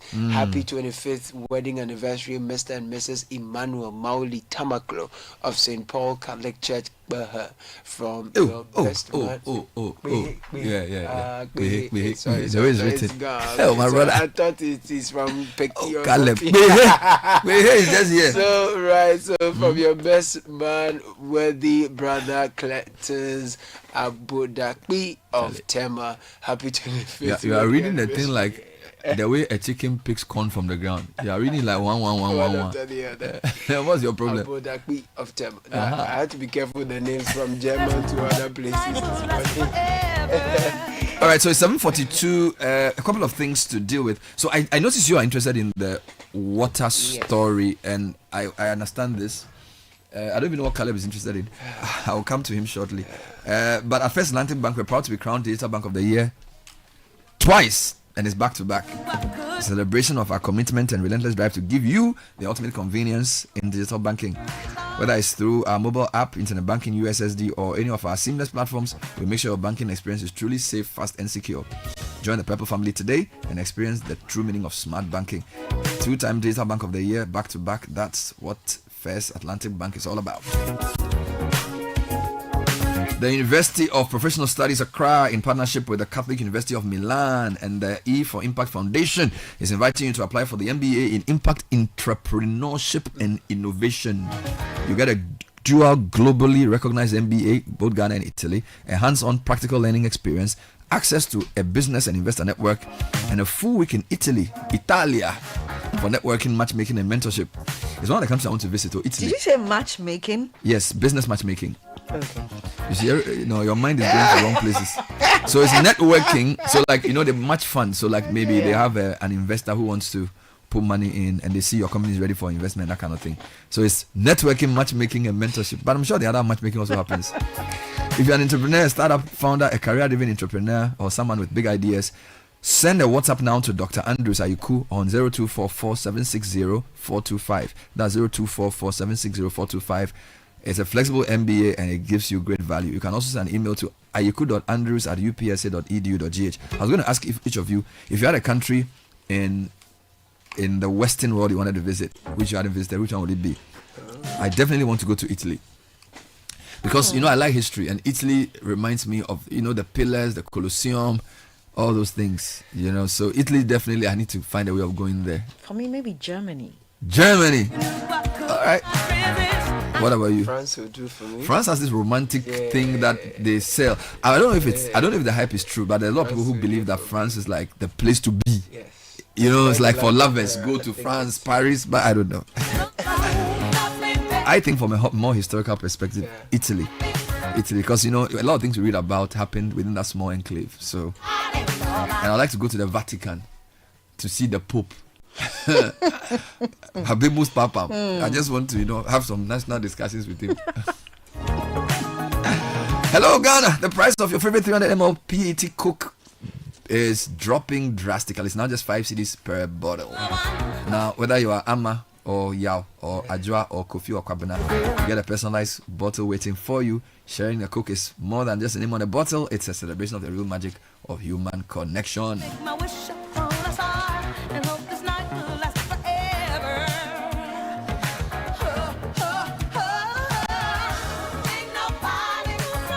And when time is of the essence, banking should not slow you down. Skip the queues. Deposit cash straight into your account with Zenith Bank's cash deposit ATMs available 24/7. Zenith Bank's cash deposit ATMs are located at Zenith Bank's East Legon, Laboni, Techi Plaza, Sunyani, Ahunjo, and head office branches. Experience fast, secure, and convenient cash deposits any time of the day. Zenith Bank, in your best interest. Alright, so why are you so interested in the water story? I'll give you like 2 minutes to explain. This Ghana Water Company, what are they doing? So, Ghana Water Company is trying to clamp down on what they call illegal water activities in the country. All right. And this is also costing them revenue that should have come to them. They are losing that because of some of these activities. They looked into the last quarter of 2024 and the first half of 2025 and noticed these theft activities, which they described to include the bypass of water meters, direct tapping into pipelines, the use of inline pumping equipment, and the growing theft of water meters. They say these activities have increased. Now, if you look at Accra, Tema metropolitan area alone, GWL says over 2,700 illegal connections were uncovered between the last quarter of 2024 and the first quarter of 2025. And what is interesting is that the people engaging in these illegal connections are pumping the water for commercial activities. Of course, there will be cases of also minor domestic pilferage. But in Accra West, the company says they have taken legal action against over 800 users who failed to take advantage of the grace period that was given to regularize their services. Okay, that's Accra West. Now, only Accra West 800. Yes. In the Accra East, the paper says similar concerns persist as the PR and communications manager for the region, Nanaya Oberima Barnier, highlighted the increase in cases of bypassed meters and unauthorized extensions, saying that such practices led to service interruptions and made it difficult to plan water distribution effectively. So are they saying that the lack of water in part of Accra is occasioned by the businesses that... It's an inference that can be made. Let me take you to their discoveries in the Ashanti region. They say that 5 individuals were arrested in areas including Denyame, Dakwejom, Kwejo, Kwadaso Estate, and Santase Apre. Santasia Pray for unlawfully tapping into Ghana water pipelines. In Tamale, the enforcement drive led to a successful prosecution of a 50-year-old businessman, Ibrahim Bako Alasan, who was convicted by the Circuit Court for illegally installing inline pumps on GWL pipelines. He was fined 3,600 Ghana cedis or 12 months in prison and was directed just to 3,500. Wait, no, explain the offense again. Okay, so this is Tamale, and a businessman there was convicted of illegally installing inline pumps on GWL pipelines. Which means he's using water for free. Yes. And he's fined 3,500. 3,600 cedis. Well, it depends on the value of, Look, the installation. I'm not an expert. I see communities who get water once a week or so. Then you have people who sell water in large volumes to other people. But they are not Ghana water people. There are houses that you go, there's always trucks there buying water. You know, how does that work? You have people who are supposed to have water 3 or 4 times a week, they don't get the water. And then one house has water every day. Yes. Okay. So then you have people who do car wash bay. They always have water. Sometimes they buy water, sometimes you don't know where they get water from. I feel like and this. The trucks that sell water around I think the Ghana water may have to be more radical here. People are doing shady things. You know, people are doing shady things and it's affecting all of us. I know the water is not enough for everybody, but you can't tell me that somebody who has diverted water to his house 3,500 cedis and is a businessman on top. No. Come on, guys. And the other thing is that a lot of these things, the Ghana water people are already complicit because, like, they know the way the pipes are. Like, you can't get up. I don't even know where any pipe is. There's no way this type of thing would thrive if officials or agents of Ghana Water Company are not involved. And I feel like if the new administration wants to really clamp down on this, they should even prolong that ban. Because, listen, the water tanker business, and even to understand the pure water business, the water sachet business, is related to lack of water. Yes. So basically, if the Ghana water problem is solved, these guys don't have a business. So I feel like there's more to this than meets the eye, and they need to push a bit harder and make examples of people too. You want stricter sanctions than... Look, I heard somebody say something a month ago, Professor Baule. He said Ghana's developmental crisis is a moral crisis. And every day I believe this. It's like we are just dishonest, thieves, crooks everywhere. People are just like, they've even normalized thievery. And if you want to stand in their way, they may even destroy you. So you have people who take a principled position, like maybe I'm an official in a Ghana Water Company branch and I'm not going to allow this. They will pay bribes all around you and they'll sometimes they'll even do you juju. Yeah. We are a very wicked society. So if you're going to do this type of thing, you must make it a national crackdown and make the courts aware that this is the kind of thing that's happening and push it hard. Because we pay for water, we never get it. So sometimes they'll say, oh, do you have water? They'll say, oh, water is coming 2 days, fetch water. Yeah. How? It's just completely unacceptable. So Ghana Water, please, be stronger. And the people who work for you, who do these things, you have to expose them. Stop covering up for evil people. Because this is the thing. When 1 or 2 people benefit on the side, then the rest of us who are doing the right thing, we suffer. So they shouldn't just make it a 91. So I saw a press release that said from 22nd July or 22nd August or 22nd July that tanker services in some areas had been banned or something. All right. I don't know if you saw that story. It was a week ago. I saw a press release that announced that they were banning certain types of water truck business. I think they should really push that. But they're still in operation anyway.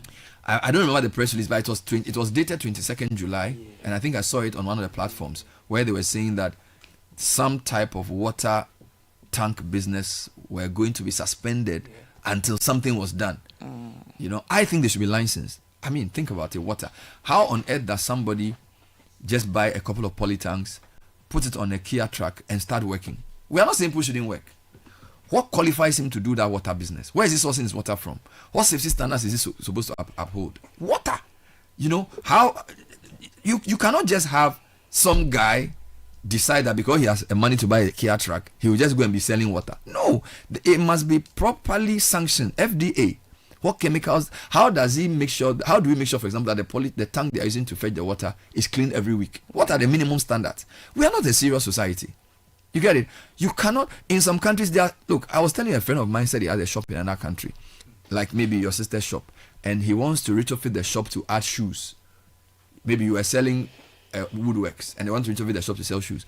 And the guy says for like a month he's not been able to change because the permit has to be given for you to even change the design of your own shop because it's a public space. Yeah. So what is the licensing regime for water sellers? I doubt there's any, but it's a good call. You cannot just get up and put a poly tank on a Kia truck and say you are in water business. Where are you getting the water from? By the way, the people who also sell the water to the people who come and do the poly tank, where do they get? Why do they have so much water? Are they? Do you understand? How can a house in Medina somewhere have so much water that people come and buy water from there? Is he a Ghana water official? Perhaps they have a borehole. Well, they should prove it. They should go and show us how they did it. I tried to, just this weekend, I tried to inquire from one of the guys who sells water on these tankers, where exactly they get their water from. And he was very evasive. He said Accra, and I probed further, where exactly in Accra? He didn't tell me. I think the water company should go hard. And I don't know why this is food and drugs, but I don't think people should. I mean, if I want to sell this bottled water, I have FDA approval, Ghana Standards Authority. GSA. Why should the people who sell bulk water, who are not government agencies, just sell water? Yeah. You know, I don't understand. Yeah. They must have a standard. You see, if you don't standardize, you cannot have safety. And we should also not be happy to just be buying and say, oh, let's be free. See, this idea, we are trying to stifle. We have to be serious. Government is not there to just win elections and give speeches. Government is to ensure that people are safe. And how do you make people safe? Regulation. Standards, regulation. You cannot just enter the water business and say you are a water seller. No, it's wrong. It's completely wrong. So that was your plug. I've taken over. I'll probably speak to the Ghana Water Company guy. But I'm doing two concurrent things. There's something that I don't seem to understand. How two government agencies can be fighting on such a national platform. So yesterday, the head of NIA Corporate Affairs spoke to Eyewitness News about this debt they claim the GRA owes them. They claim it's over 376 million cedis. And they have therefore disconnected GRA from their identification verification service, which means that if you are going to the port to clear your goods, the GRA cannot use your IVS, or they can use the IVS to check who you are. It's a serious situation. Here is William Amponsa Dallas speaking to Eyewitness News. The indebtedness of the Ghana Revenue Authority to the National Identification Authority predates this current management. We have an MOU with them. You know, before the MOU, the Ghana Revenue Authority were registering people and issuing TIN numbers. So there was a governmental policy to put a hold to that process and then use the Ghana card. So after the MOU, they had some data that needed to authenticate them using the National Identification Authority's data. So as part of the process, they had a dedicated server, and we transferred a bulk data to them to do what the IT guys call matching of the data. Now, in the MOU, they're supposed to pay some fees to the National Identification Authority. Since we took over, we noticed they owe us about 376,747,406 Ghana cedis. We are all government institutions, and so we took steps to recover the money. We've written to them countless times. We didn't get response from them. We decided that we will escalate it. And so we even went to the extent of meeting a select committee in Parliament with the name Public Interest and Administration Committee on this very issue. We have discussed with our sector minister. We reported this case to SIGA, and our last letter to SIGA was on 4th June 2025. SIGA followed up, had a meeting with us, and promised they will help us get the money. We waited for a while, and GRA was not responding. So we gave them our last notice, that was on 29th July, that if they don't show commitment, we will be left with no other choice than to unplug them from our system. Now, we did not hear from them again. So, effective 1st August, we decided to unplug them. What this means is that DRE took the bulk data and developed another system they call the ICOMs. So if you are dealing with the GRA, when they input your card number, it communicates between the GRA system and that of the NIA. Now, all those that were in the ICOMs before this unplugging, the only challenge the GRA will have is those that have done updates after getting onto the ICOM. Because once you've unplugged them, they do update, you cannot get that data. Those who are yet to get onto the system will also not be able to because we have unplugged them. Now, we have written to the data protection. We want them to help us get access to the Ghana Revenue Authority's server, the one we transferred the bulk data to, and then retrieve our data. We have a policy as an authority that we are not transferring bulk data to any institution again. And so even after they pay their debt owed to the National Identification Authority and still want to use our platform, they will have to come through the API system. We are not giving them bulk data again. But what is even disheartening is the fact that after getting the bulk data from us, there are other institutions that are also sourcing the data from the Ghana Revenue Authority. Institutions like HAPTEL, the ECG, Electricity Company of Ghana, and even Land Commission. They were all getting their data from the Ghana Revenue Authority, which breaches the law. So you have taken the data, you are not paying what you're supposed to pay to us, and you are giving the data out to other institutions, breaching the law with impunity. So we got to where we are now as a result of non-compliance, and it saddens our hearts because we understand the implications of this, but as an authority, we also need to work.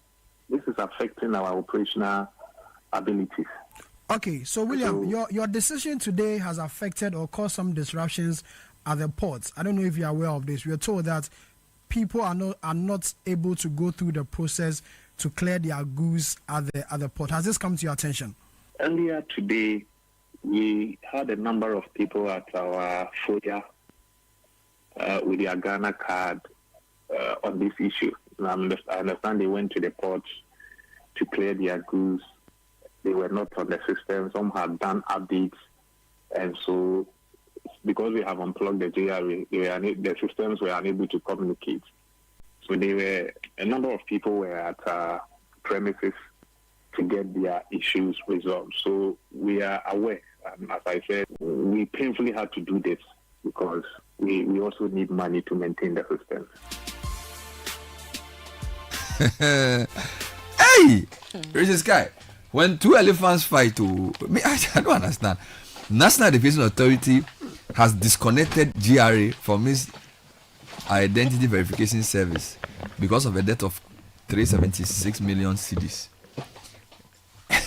And you know, GRA too, when you owe them, they will come and clamp down your shop. So the whole thing. I think the chief of staff. Yeah, the chief of staff needs to call a meeting, or the two ministers, interior and then finance. No, but because of the highest possible collaboration, yes, I think the chief of staff would have to intervene in this matter. But why is GRA not paying the people? I don't know. Most likely, GRA has even given their data to some other people. You see, the truth is that government agencies, a good number of the times, owe each other. They don't want to pay. They don't want to pay, and there are all kinds of reasons why payments doesn't get made. Sometimes, the Ministry of Finance has delayed releases and blah blah blah. All kinds of claims get made. That is why it's important that these things don't play out. Or is this part of what the finance minister said? Debts have been accrued on behalf of different agencies that they want finance ministry to pay and that they won't pay. So maybe this one they want finance to pay, but maybe finance didn't use it. GRA should pay, but GRA they collect tax. They should pay. Yeah, I mean that's the why plenty tax they are collecting from us. GRA. What is unfortunate. This? We want to hear from GRA on this matter. Yes, is it true that you owe NIA 376 million? Over what period? Why don't you want to pay? Is it in Ghana cedis or US dollars? Cedis. Yeah. And can NIA convert some of their? But does NIA owe GRA? Because NIA, the only way they owe GRA is maybe income tax. Yes, most likely. Yes. Yeah, because they are not. Or they have imported something into the country they want to clear. Do government companies pay tax? Like the way we pay corporate tax and kind of things, do they also pay those taxes? I'm not schooled enough on that subject to make an informed pay the money. Pay the money. Charlie, the report is struggling. It's struggling. Yeah, I think that the chief of staff needs to step in. Yeah, it's important. That's the role of the senior minister and the MPP. Yeah. That type of thing. So, Caleb, check and social media trends. Yes, it's brought to us by Telecel and First Bank Ghana. First Bank Ghana has been running a junior internship program from July 14 to Friday, September 12. So sign up your kids if they are 12 or below. Sign them up for the Kids First account. Between 10 to 14, do the Me First account. Then you apply for the First Bank Ghana junior internship program. They'll have 5 days learning experience at any of the branches, and then receive certificates and products from Gino, Kivo, Top Up Pharmacy, Awake, Kiki, and Pep. So then they will also stand a chance of winning cash if they excel in an essay writing competition. 0596 921 921 is the number to call. Ghana National Council of Private Schools is associated with this. Edwin Kwakufi is here with the trends. Welcome. Thank you, Bernard. And before I came here, the first 3 trends in Ghana. Yoko, Shatawale, Lamborghini, and in the top 6 you also add Raymond Archer to that. So it's been a huge issue. It kicked off yesterday when Shatawale posted on social media that Yoko officers from Yoko had raided his property with guns, and he was very upset. Says that the executive director of Yoko, Raymond Archer, is the reason NDC will go into opposition in the next 4 years, and that he wasn't everything Ghana election. Yeah, and he wasn't put there to harass Ghanaian citizens. So people thought the raid had happened that same day because that's how he made it seem. Then Yoko released a statement later in the day explaining that the raid had happened in June. Based on a request. The anger was deferred. Based on a request by the FBI and the U.S. Justice Department in 2023. So the search was done. They say it was lawful, and that Lamborghini Urus was seized from the property because it was linked to someone who was convicted in the U.S. and is serving an 86-year term there. Month or year? 86 months. 86 months, sorry. 86 months. 7 years. Yeah, 86 month sentence there. So Yoko also said it's an international thing. Yeah, Yoko also said that the guns, the security officers holding guns is standard safety protocol because they have to protect themselves in such a situation, and that Shatawale is also a person of interest in investigations, and he might be called alongside a former Director General of the National Signals Bureau. Oh my God. So yeah, that kicked off, and Shatawale later went on TikTok, live on TikTok to explain his side of the issues, and at a point 22,000 people were watching the thing. Movement. he's denied any ties to the convict. He says the search was on May 8th and that he has video evidence of that, which he'll provide. He also says he doesn't know who shipped the car. He doesn't know the source of the car. He just bought his car, arrived, and he's using it. Obviously, he said the things about Raymond Archer as well, accusing him of harassing him, basically. So he says that threatening. So he says that no one should invite him to Yoko because he's not involved.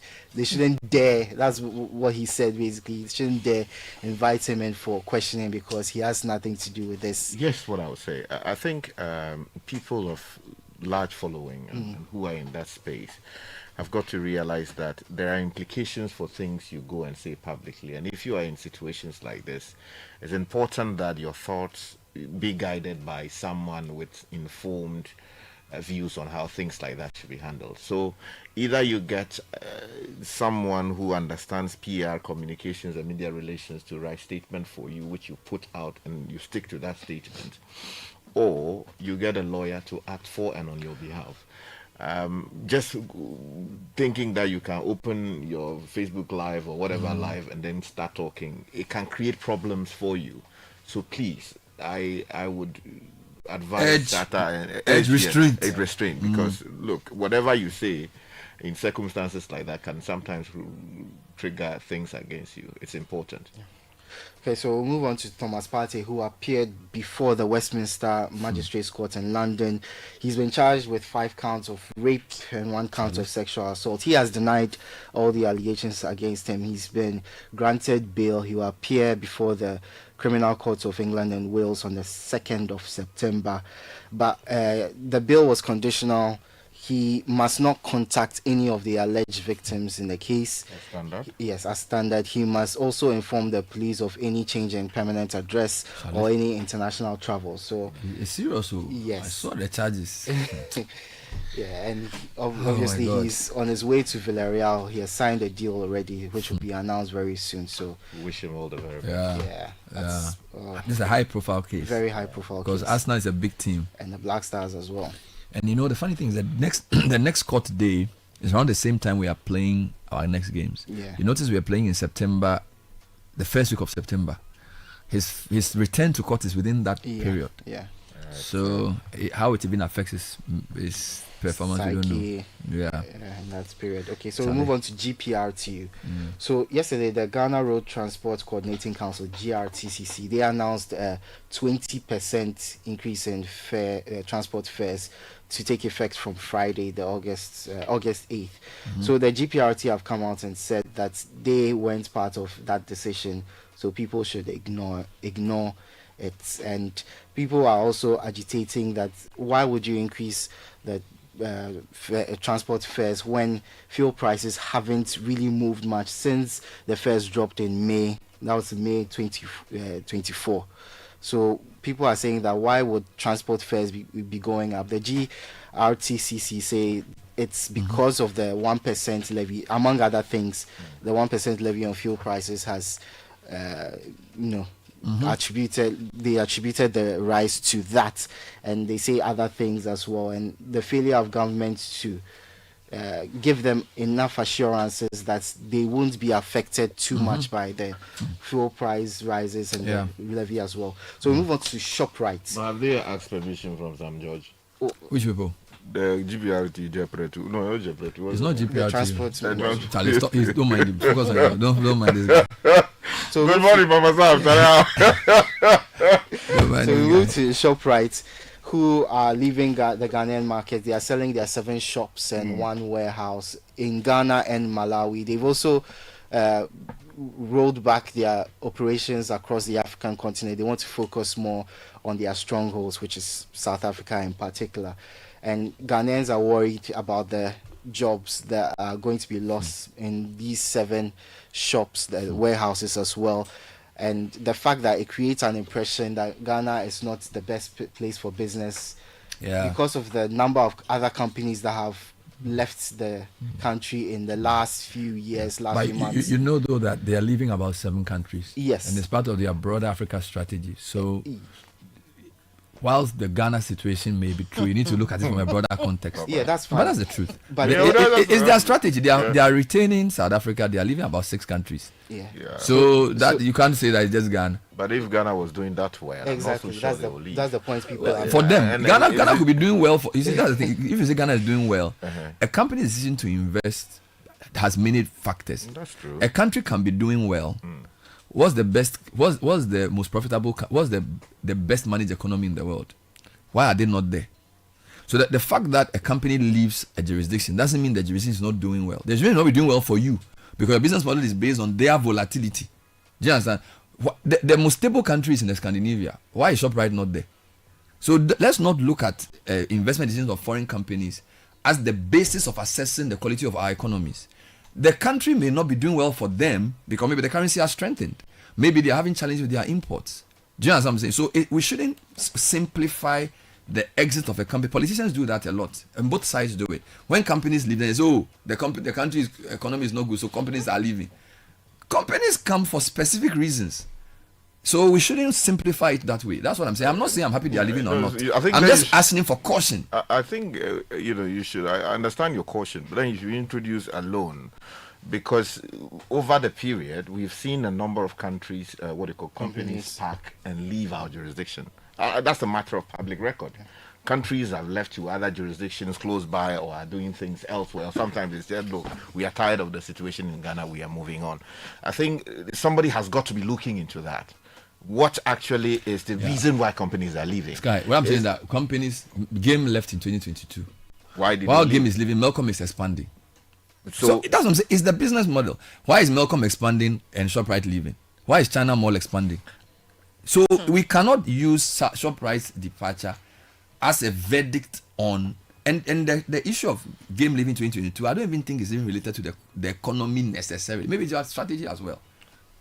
I'm saying that as a country, when these people leave, they create voids in the economy, which we should fill with our own production. That's one side of looking at it. Another side of looking at it is ensuring that foreign capital stays here so that we can expand. I mean, because people are losing jobs. So the minister responsible for trade and investment should be looking at things like this. And GIPC they are reviving Commander Sugar. Listen, guys. One day, an old lady inherited a huge sum of money. Her family worried about how to break the good news to her. They feared that the sudden good news might give her a heart attack. And so they decided the family doctor, who was experienced in delivering such news, should be the one to tell her. And when he did, surprisingly, she smiled. Relieved, he asked, "What are you going to do with all that money?" She replied, "I am going to give you half." The doctor rather had a heart attack. Can you imagine? People are often surprised when we put them first. At First Bank, that's what we do. We put you first. Experience the gold standard of banking with First Bank. Open an account today and enjoy our user-friendly mobile app, quick banking via *894#, convenient shopping with our Visa Prepaid and MasterCard, and more. All designed to serve you better. First Bank, you first.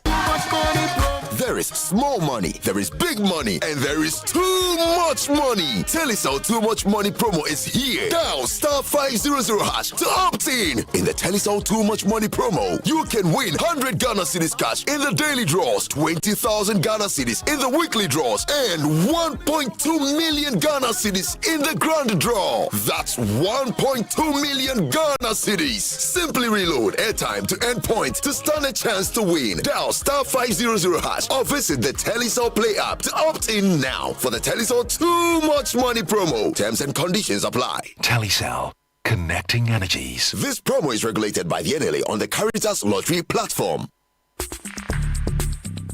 Join the conversation on the Citi Breakfast Show on Facebook at facebook.com/Citi97.3, Twitter at twitter.com/Citi973, and Instagram at instagram.com/Citi973 with the hashtag CitiCBS.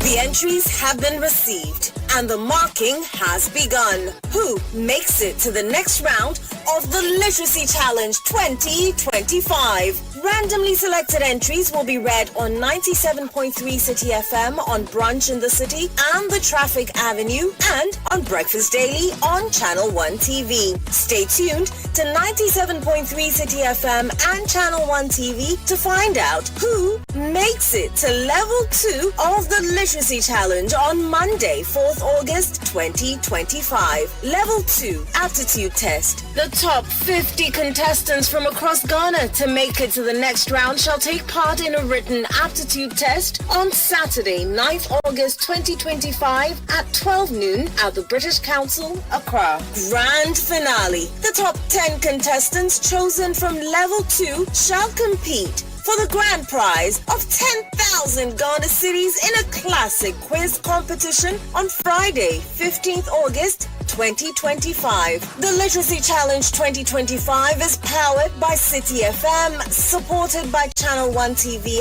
and sponsored by Belmu and GB Assessment.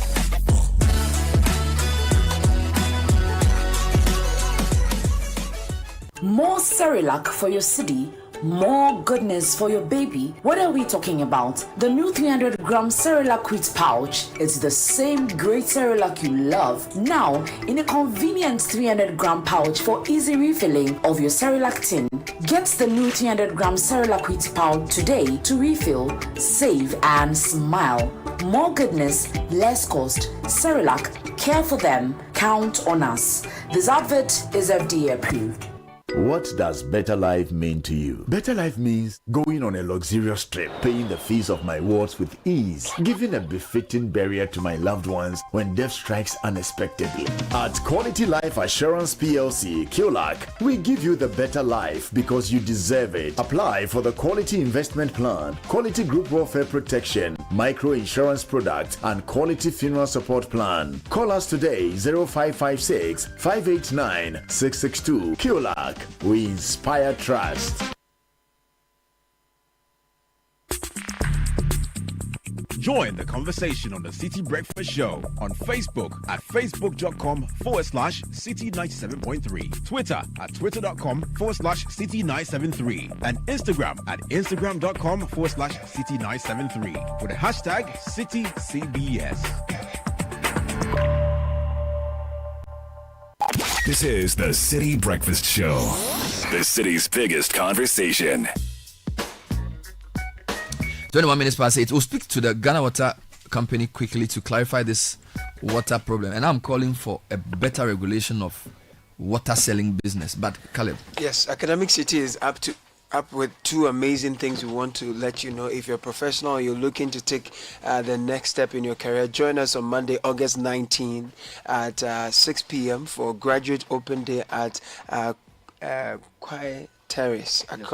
Yes, Quiet Terrace. So meet our world-class faculty, explore cutting-edge masters and executive education programs, learn how you can secure a scholarship. It's perfect for professionals and recent graduates who are ready to rise. And then this one is for parents. We are doing the Parents' Night on Wednesday, August 21st at 6 p.m. at our beautiful Hatcher campus. Tour our facilities, connect with school leaders, and see firsthand why Academic City is the best choice for your child's future. 059-403-0308 is the number to call. act.edu.gh is where you visit to RSVP. Don't miss out. Academic City University, educating future-ready leaders. So we present to you a new name, a better game, and a bold future. Engine Ghana Limited, the oil marketing company you've trusted for years, has now proudly rebranded as MISA Energy. It's the same trusted team delivering improved service now with a fresh new identity that reflects a bold vision for the future. MISA Energy is here to provide safe, reliable, customer-focused energy solutions across Ghana and beyond. At MISA Energy, we fuel your dreams and put you first. Stay connected, stay fueled. The future is MISA. There's never been a better time to get things done. SG Ghana is making it possible.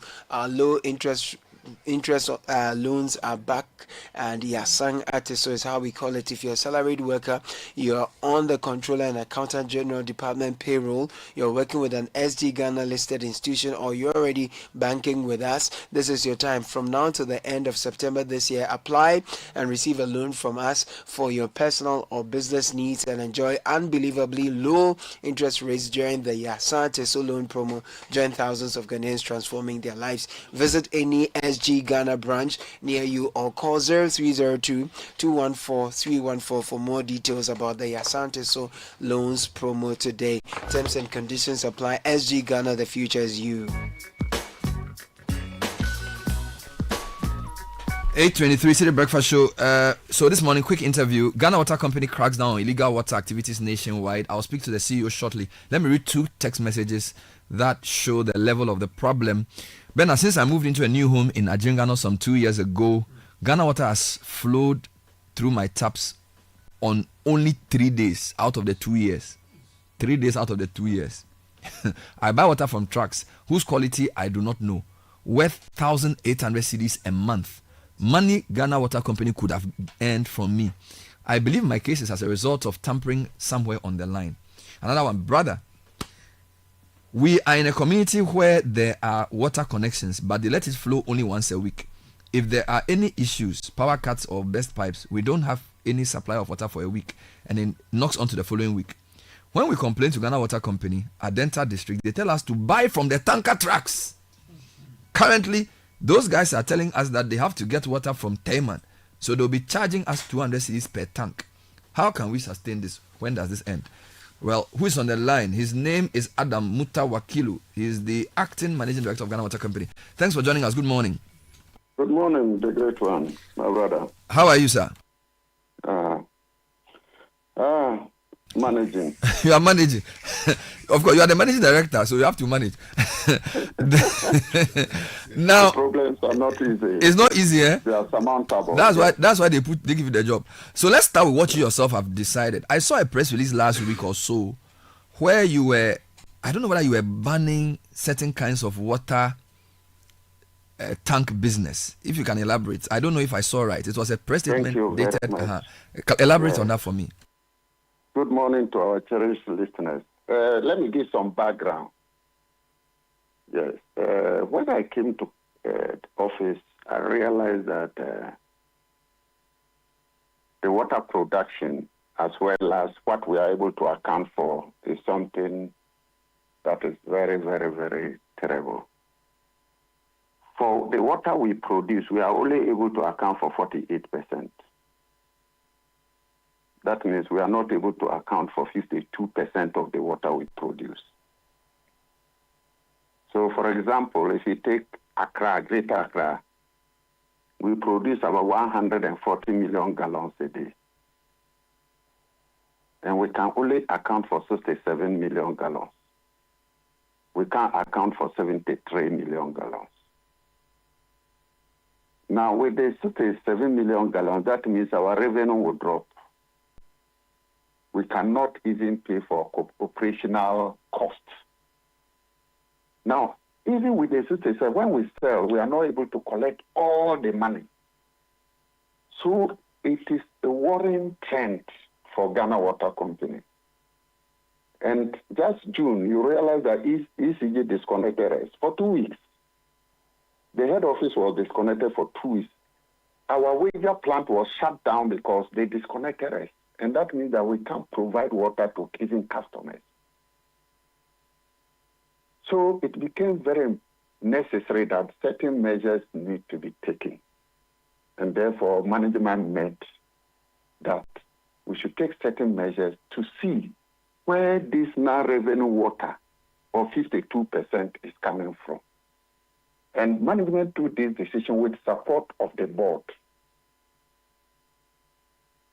So we decided that when you take the non-revenue water, we have technical losses and we have commercial losses. Now, technical losses, that is fiscal leakages.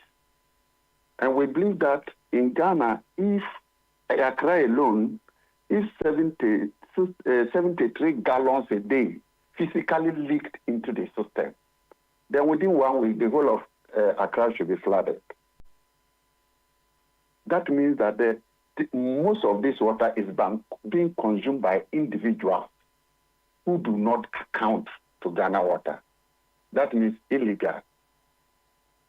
So we said first, we can't say, okay, go and fetch from fire hydrant when our customers that we have agreement with to supply water is struggling. I have witnessed a situation whereby tankers are fetching water. When I visit the nearby houses, they do not have water.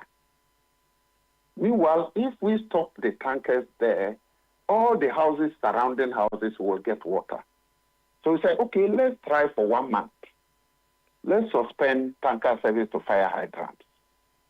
In a matter of 1 month, we'll be able to assess whether these leakages, this non-revenue water, how much does the use of the higher fire hydrant contribute to the non-revenue water?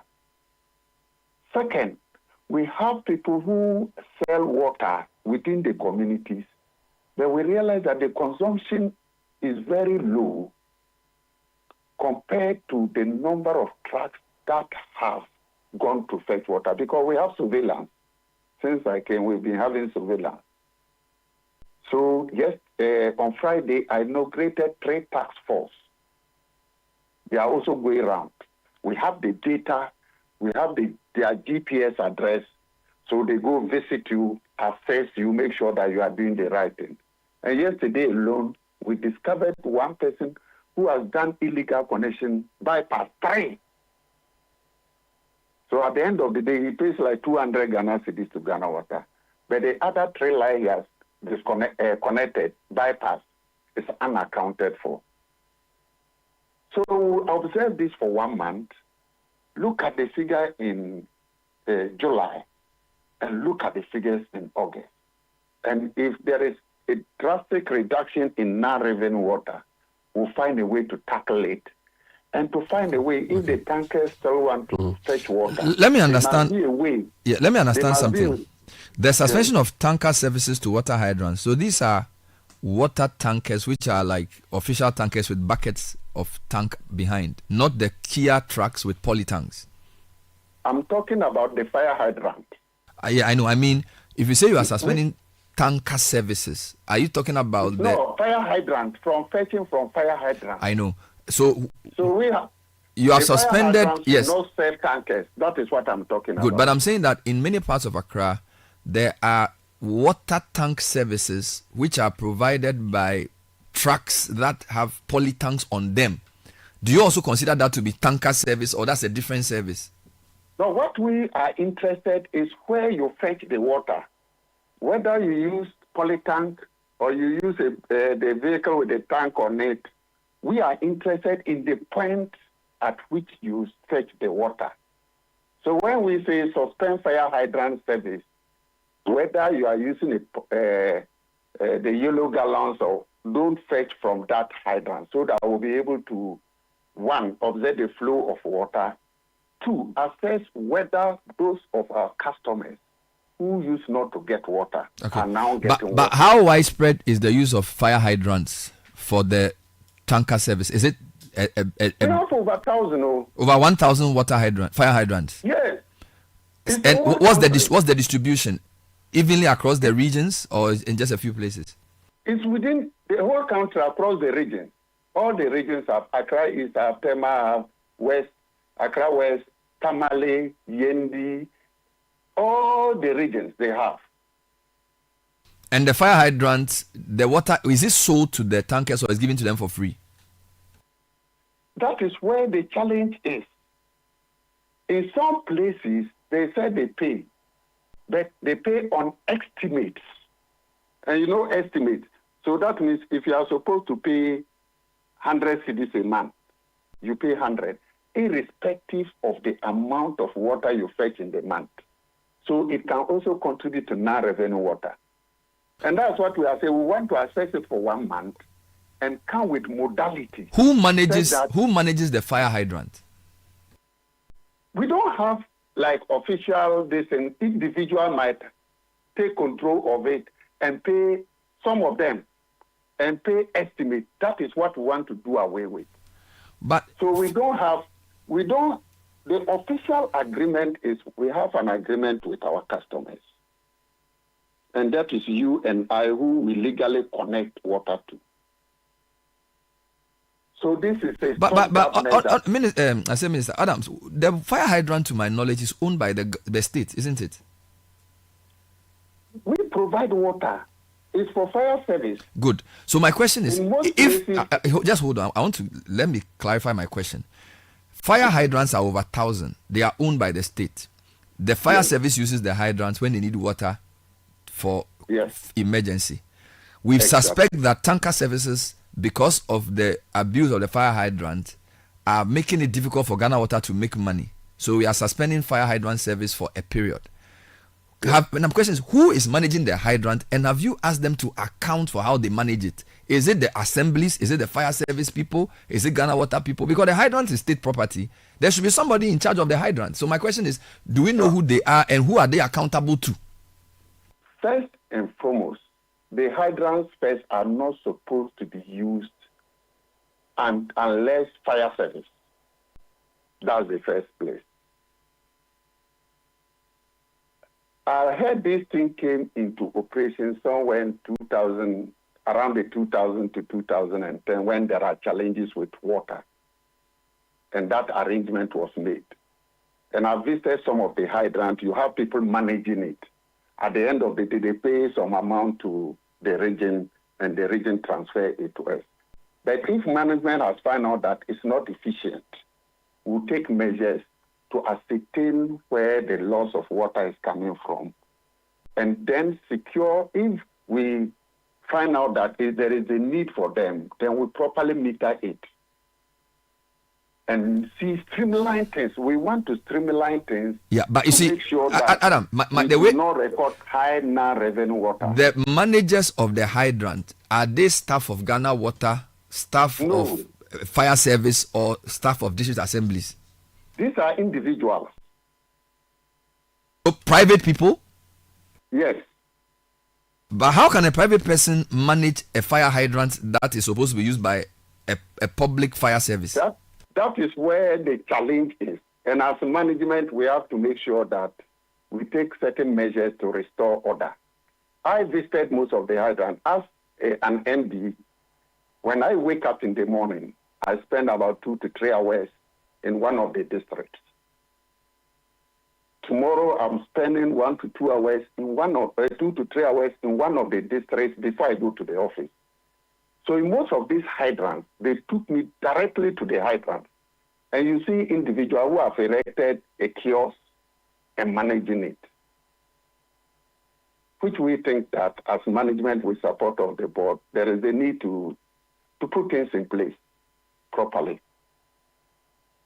So I think that until we are able to determine the management and accountability of the hydrants, the ban may work, but it may not solve the problem in the long term. Because if a private person can decide to allow his hydrant to be used by Richard Sky Tanker Services without recourse to the Ghana Water Company or the fire service or the state, you are not going to win this battle if we do not have a comprehensive report on the state of fire hydrants, their ownership, and all of that. Because that is problem number one.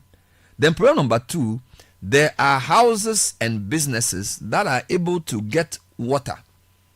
We don't know whether they have bypass meters or whether they have boreholes. But we all go to that house, or all the tanker people go to that house to go and buy water and sell to the rest of us. They are not Ghana Water Company. Yet every day they have water. Their neighbors don't have any water. Now, I noticed that in the reportage, you said that some of those people have been clamped down on. But again, we need to know the level of this infraction. Because the reason a lot of people are not getting water in their homes is that somebody is diverting their water to their house to make a business. Exactly. And your people know this, and yet they are not telling you the truth.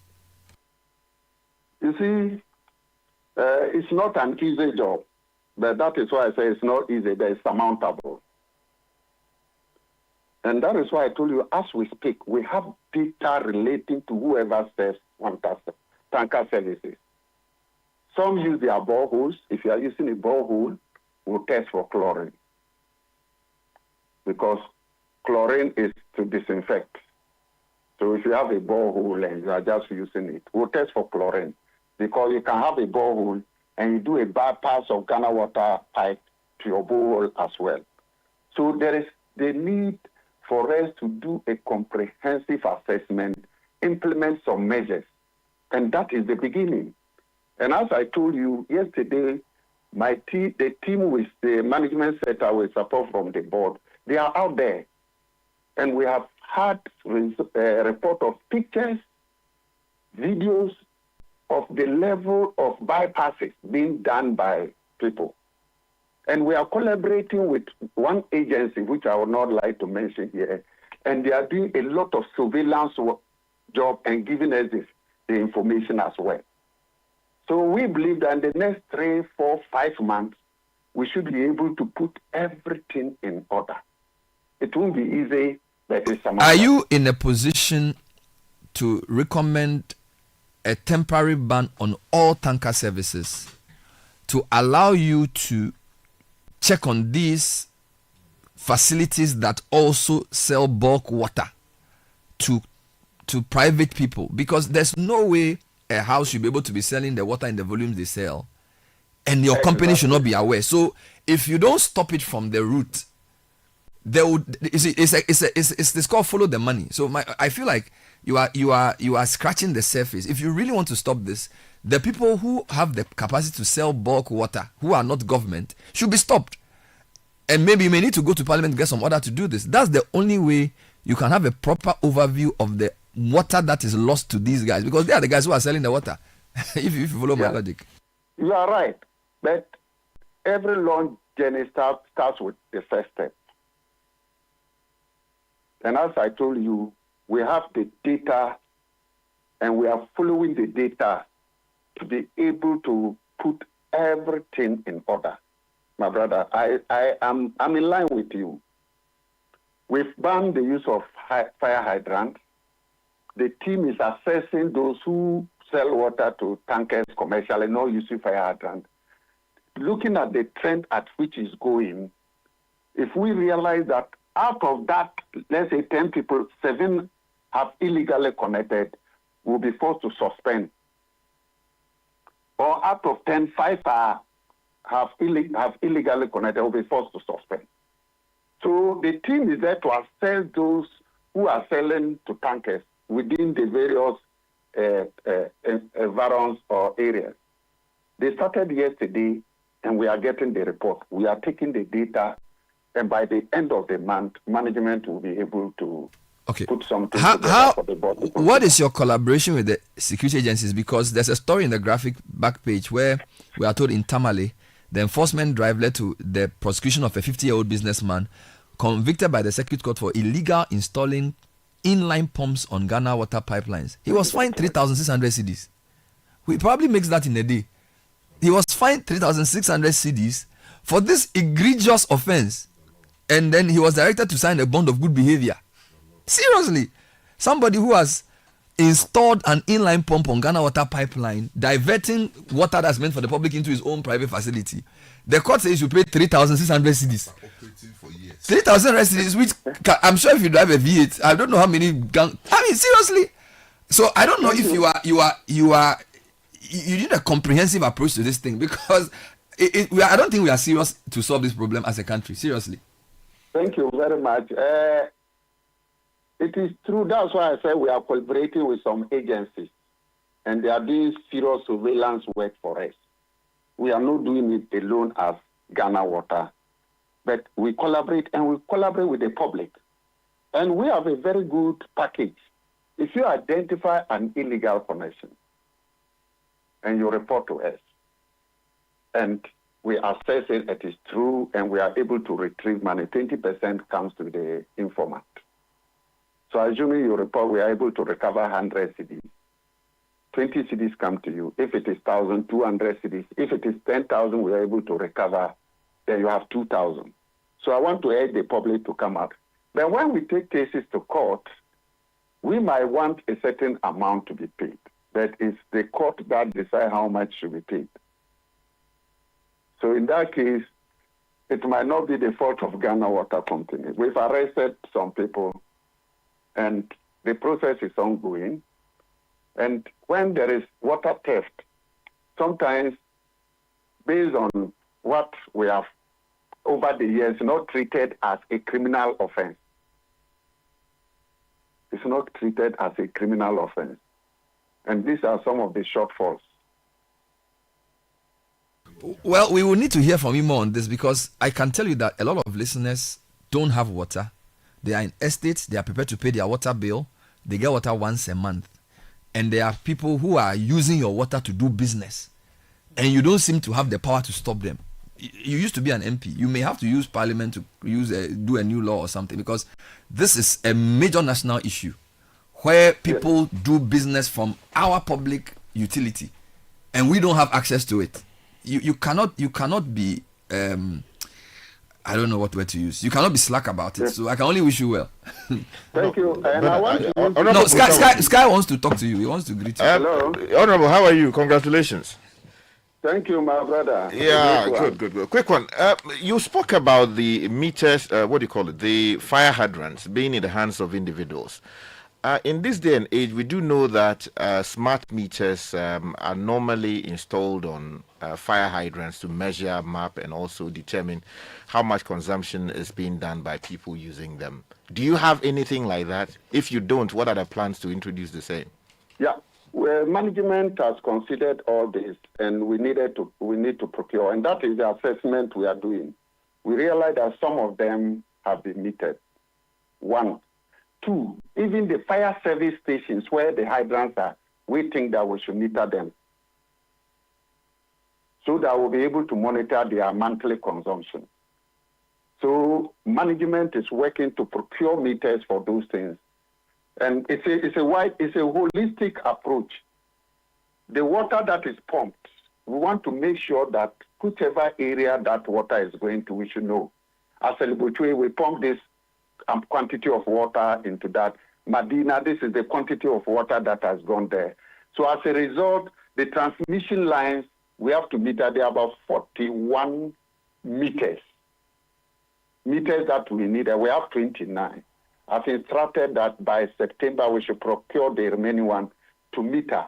The next one is what we call district metering areas. We have various districts. We want to procure meters to secure them. And the hydrant going forward, if it comes clear that we need to use the hydrant, we have to meter them, including fire service stations.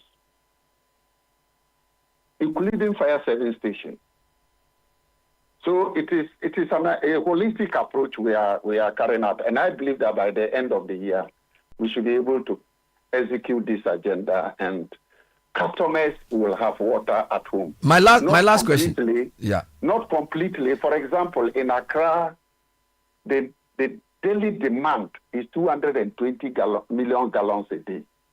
We are able to produce 140. Even with that, there is a difference of 85 million gallons a day. So while we push to get expansion to increase water production, we still need to make sure that whatever we produce, we are able to account for it. My last question, thank you. There are companies and people who sell water using trucks and have polytanks. They are not regulated. We don't know where they get their water from. We don't know whether they clean the tank. We don't know if the person driving the truck has bathed. All we see is they come and pour water. They climb your roof and pour water in your house. A serious country should regulate that, from where they get their water, how they transport it, and all of that. Now, is the GWL prepared to lead an effort on that? Because I think that's part of your problem, that the people who are in the supply of this type of water, they have no regulation. So how can you manage something that you don't have a control over? Sometimes Ghana Water Company is not the regulator. We are not regulators. We are a company that sells water. We ensure that the water that we are supplying to our customers is clean. We have individuals who have their own boreholes, like where I stay. The man has his borehole. I've gone there to assess everything. He drills his borehole, he sells to tankers. I think we have the regulatory body that's supposed to ensure that the due processes are followed. The water is clean, everybody is happy.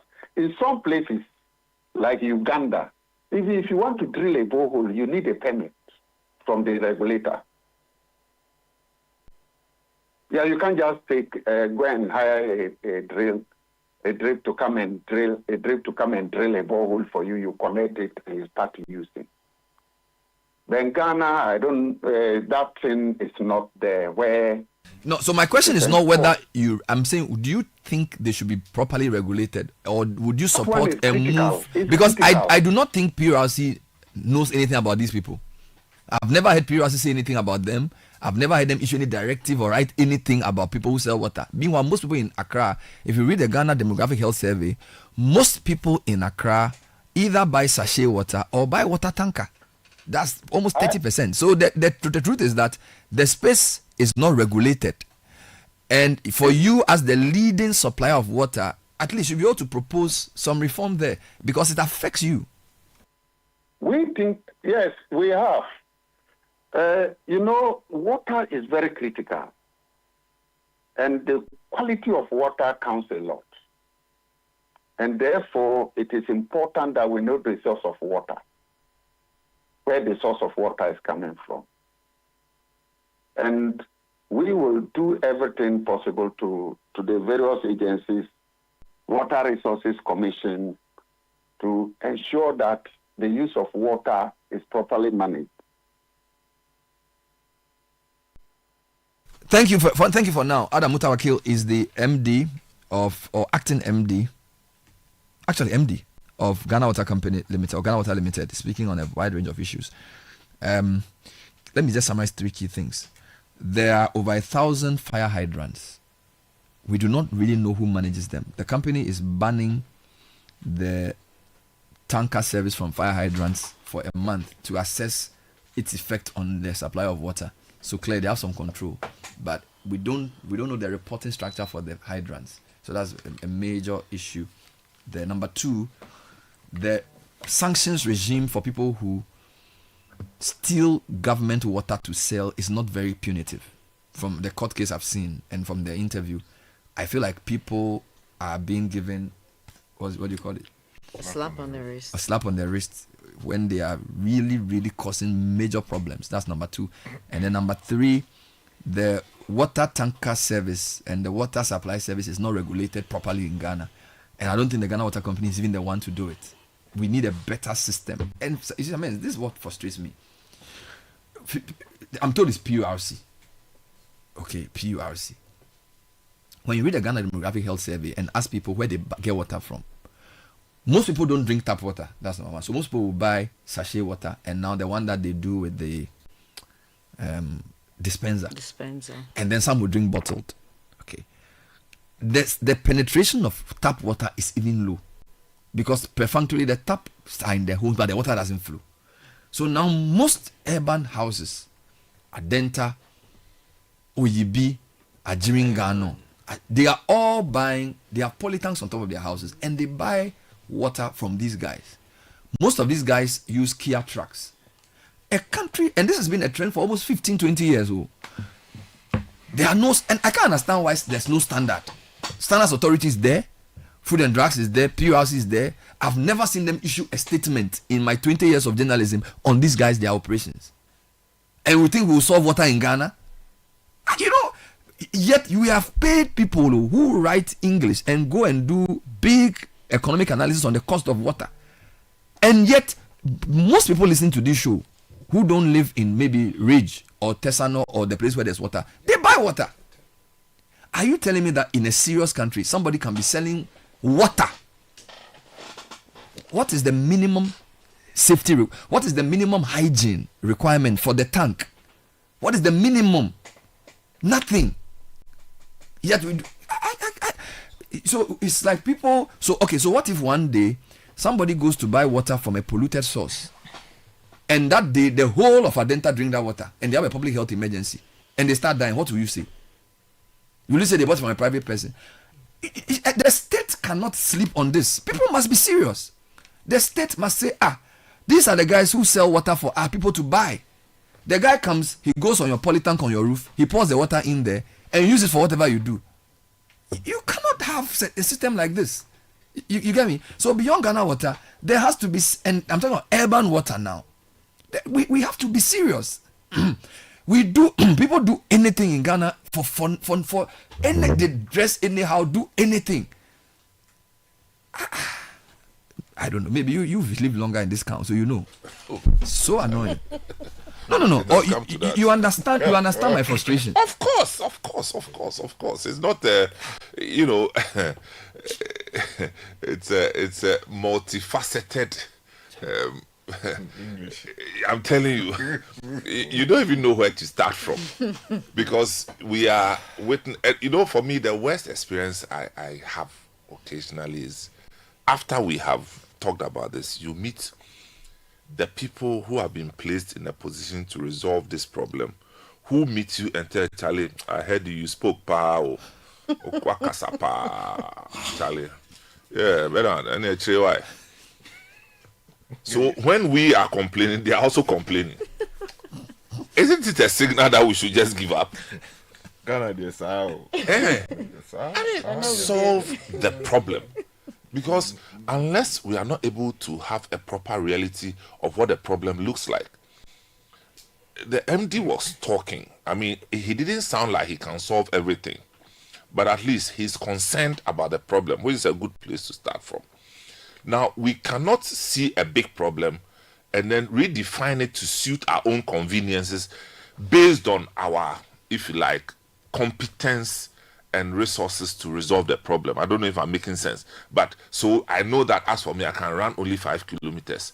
But the distance is supposed to be 100 kilometers. So I'll redefine it, said that when I do 5 kilometers, I'll tell myself that I've done the work. That's not it. It's bigger than this. We have people who are stealing.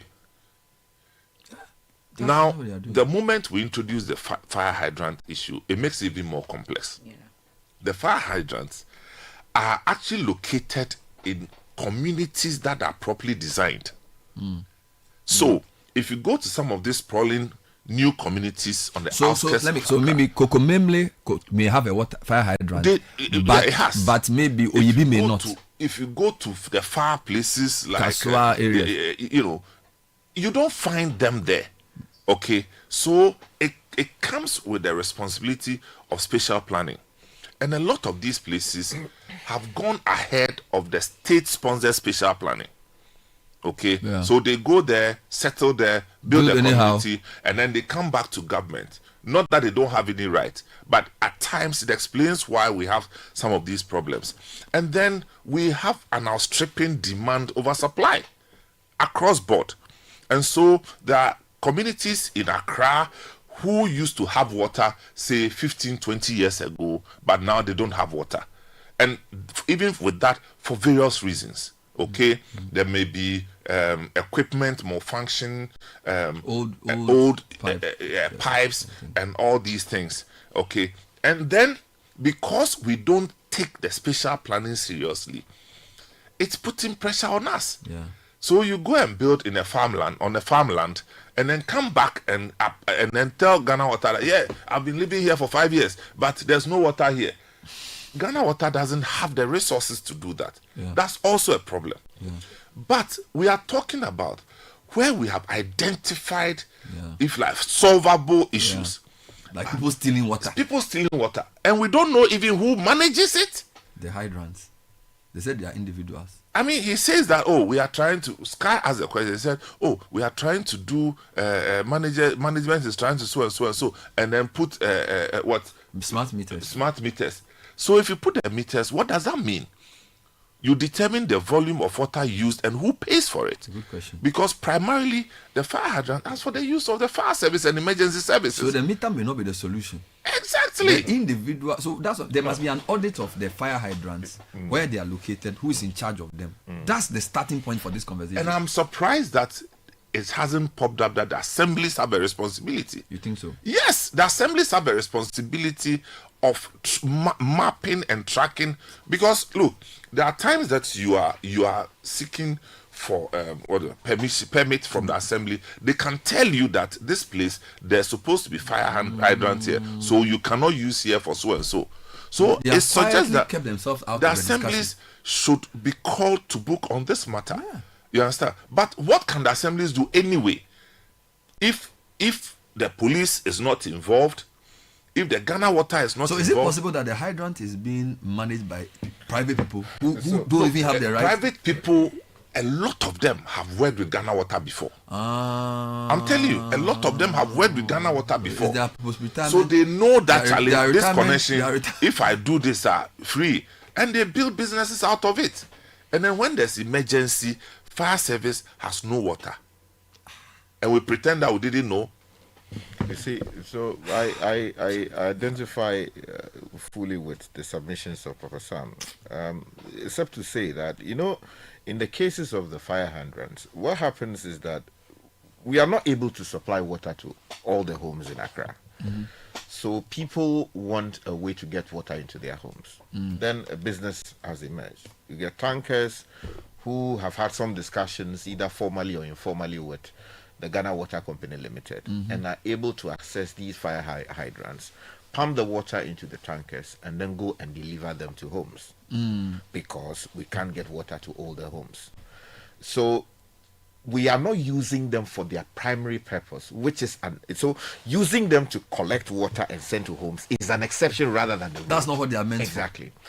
But given that it is now a menace, how do you manage that? From the managing director's own submission, clearly we are not managing that space well. We don't know how much they are taking out and how much money is coming to the state. So the way to do that is how other countries deal with it.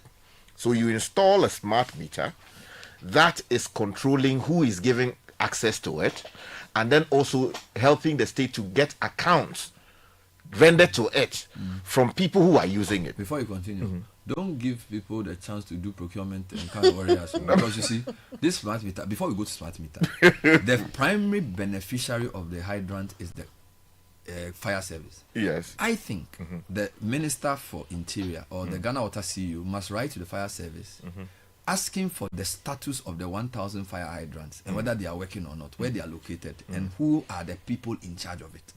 I think that's the start, because if you don't know the places they are and who is in charge of them, meter matters hasn't come up yet. You see, better because once you go to meter, the guy can't even tell you. He says some individuals are the ones. Who are the individuals? The fact is that the GWCLs knows where these things are. Really? They are on their line. But the fire service knows. Yeah, that's true. But you see, it is their line.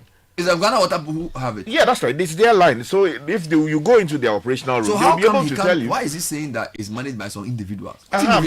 Because in this case, you don't have people properly within the GWCL system who are responsible for each of the But it's okay to say that. Yeah, but to save, as a matter of fact, that is being managed by private people, I'm not so sure about that. It's his first duty before meter is to say, since the fire hydrants are on our lines, we are going to take charge of the hydrants from tomorrow morning. That's the way to do it.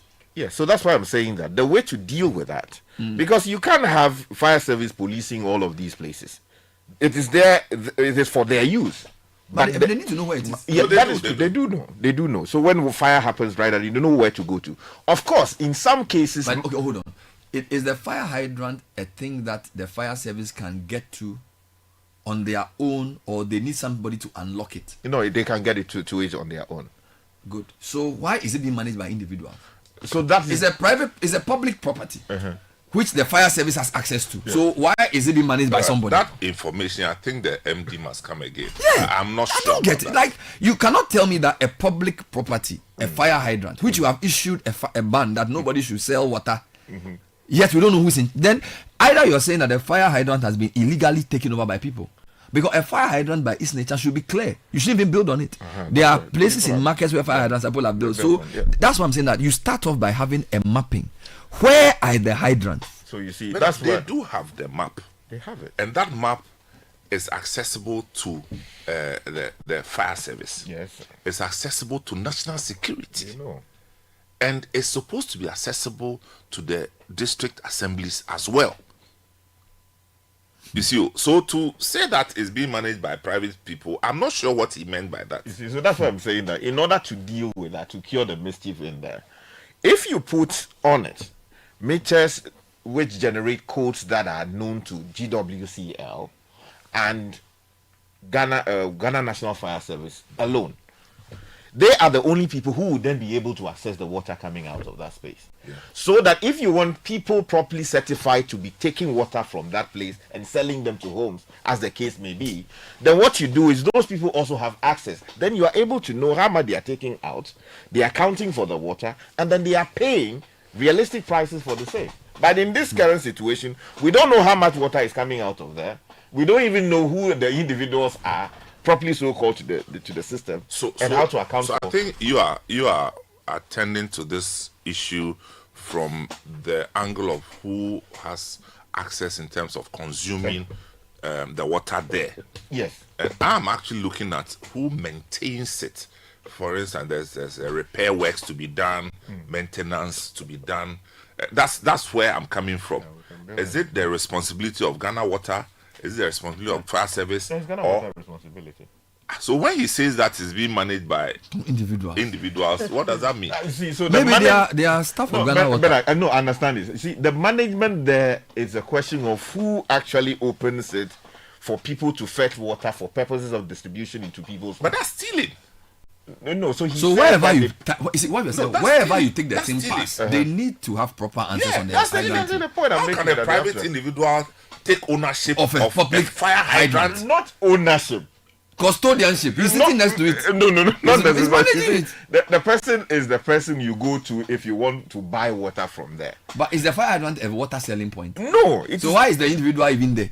You see, but somebody has to manage it. In what way? What does he do? Is it a fund that you somebody elects themselves to go and manage water hydrant? A fire hydrant is a public. What are you the saying? CEO of the Ghana Water Company says he doesn't know who is managing it. No, he says that there are individuals and they pay something to the state.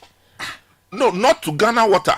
No, he said that they pay something to Ghana. No, he said that. Not to Ghana Water. Not to Ghana Water. You can check. No, he said that. He said that. But the man was not even able to identify the so-called individuals. I asked that question like 4 times. No, he said that there are individuals who manage it. Individuals. He used the word individual. Yeah. And they pay something to the state. But the fact here... that's illegal. Why should they be managing it and pay to the state? No, Bernard, first of all, does it need maintenance? No, he said that. I mean, we can play the voice. We'll have to cut it and play it. The point is that, Bernard, look, we cannot provide water to every home. Yeah. So an exception that should be the exception has become the rule. The rule now. Yeah. How do you now account for water that is getting out of that system? So the hydrant is now the drain. So to be fair, the guy's point is that, as Kai said, the hydrant is something we use for emergency. Yes. But because it's being abused, it's affecting water reaching people's houses. So we are banning hydrant supplying tanker water for a month. Yes. And we'll see if the water gets to people. So will the number of people getting water increase? If it does, then we conclude that it was the abuse of the hydrant that led to this. Then we'll know how to manage it. This is his strategy, which on paper makes sense. Yeah. But the fact that he wasn't able to clearly identify who, because you see, you cannot also issue a ban on a hydrant if you don't manage it. Do you understand? Because you cannot say don't sell water to a tanker if you don't have some control. So I think the point is that it is either staff of Ghana Water who are managing the thing and using it to do their own things. So you see, Bernard, that's the whole point. Beyond that suspicion may be there, may be founded. The fact also is we have sat in this studio and reported stories about National Fire Service tankers in some cases taking water out of those places and selling them to homes. Right? What, selling? Yes. I mean, I haven't heard that. No. Here. We have reviewed stories like that. Long time. We have reviewed That's stories. Long ago. Not recently. Not recently. Because I haven't heard that in a while. Okay. But that is the situation. So what I am saying is that if you don't know the individuals or they are not accounting properly to you, as the case may be, What you do is to put in place a system that is able to identify who is accessing the water, how much water they are taking, and how much they are able to pay for. If you don't have that system, then you are just talking about. I'm just worried because once in Ghanaians, when you say meter, no, somebody is seeing an opportunity to do something again. If you will solve the problem, no, see, that's what they always do. They will say meter, no, procurement of meters, as said by Richard Sky. That meter, then you see they brought meters, 1 million cedis. No, let me read some comments. We are doing a story about the source of water for a community in Kaswa. We traced their source to a pool in an abandoned quarry. There were a number of tankers drawing water from this pool filled with chemicals. To make matters worse, cattle were drinking from the same source. But the tankers had bold inscription for pipe water callers with their telephone numbers attached. So this is a journalist telling me this. He's going to release a story soon. Yeah, I just wanted to say that let's also not lose track of the fact that this goes beyond the hydrant, and that there's also the diversion. There's the inline pumping that is happening. So some of even these tankers may be pumping directly from the Ghana water pipes themselves. But let me bring you some messages coming in this morning. And hello, Bernard. Good morning. Please help me ask the managing director of the Ghana Water Company this. Why are we experiencing such serious water problems in parts of the city? How can we be living in the capital region, Accra, and still be struggling for water as if we were in a remote place?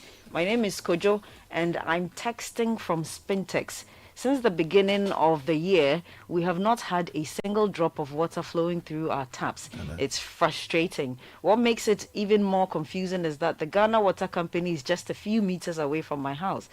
But anytime I walk there to complain, the staff at the Bachuna office also tell me they themselves are not getting water. So I asked the MD, what exactly are they doing to solve this?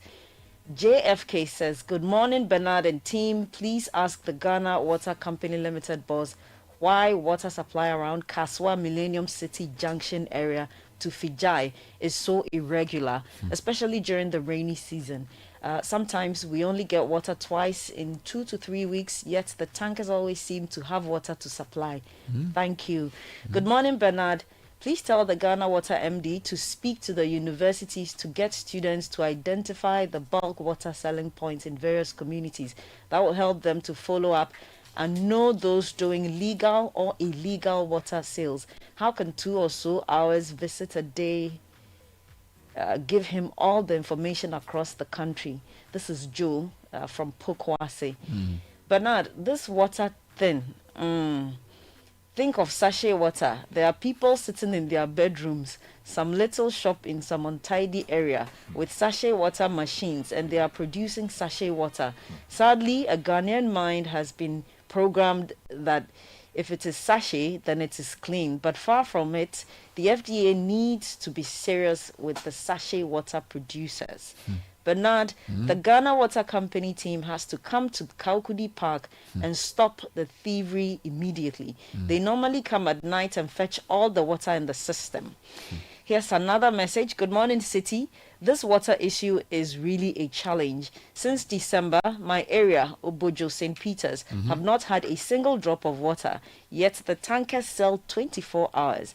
And their source is right within the enclave, from welfare, butchery, etc. Social welfare, butchery. Good morning, City team. The level of corruption and incompetence at Ghana Water Company is alarming. My God. The revenue leakage in Ghana Water is supervised by staff of Ghana Water.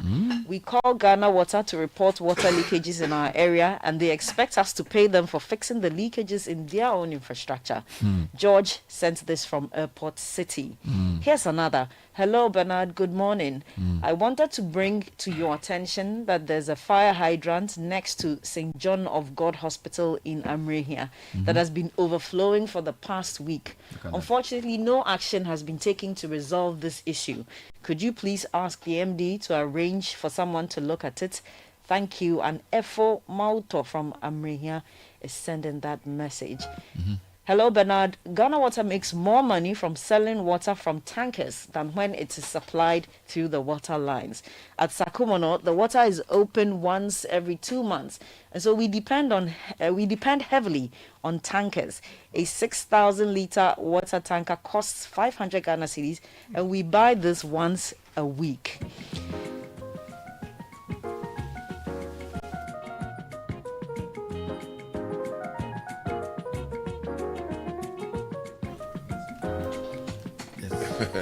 You know, the water distribution, they normally have a certain distribution architecture for the supply, and I'm talking about architecture of the pipes, and the nodes for the connection have valves. So you either open the valve or you close it. Normally when they are doing maintenance, they shut the valve so they can do their thing. Now somebody has just sent a message. Let me just read. It said, I found out by accident when I went to report a water problem in my area. We have a lot of distribution points, so depending on where you are served from, the street behind you or your neighbors across can get water and you won't have. On one such complaint, they assigned a technician to come check because they indicated that they are serving the whole area. The technician, after checking about 8 of the service valves, inadvertently told me that one of them, which served our area, had been worked on recently and shut by this gentleman who owns a tanker service. You see, he did not understand why the guy did not open the valve back when the work was done. He says, when I wanted to confirm if it's the same person, I realized that he's the one who owns the tanker service. So what he does is he shuts it so valve. that He can then get water so to... he can get, and then so he will supply the same area. So since then, every now and then, when my area residents can't get water, we report, they quickly come and open the valve and water flows. So this is just case study one of the massive business. How can human beings do this? This is what they do. Is that so? The guy who has the valve is a water company guy. Yes. And he's manipulating. Or he's connected to the so water he's company. manipulating a public service and making. This is a crime. So that would have and to be reported. you get me. So he's manipulating the supply of water so that he can have a business to supply the same people. Exactly. And if he goes to court, why you give him 3,600? So they know. Hold on. By the way, Fred has checked. You were correct. He did say that. Yes, he did say that they pay to the Ghana Water Company. That's right. I missed that. I just want to add something to something you said about the prosecution.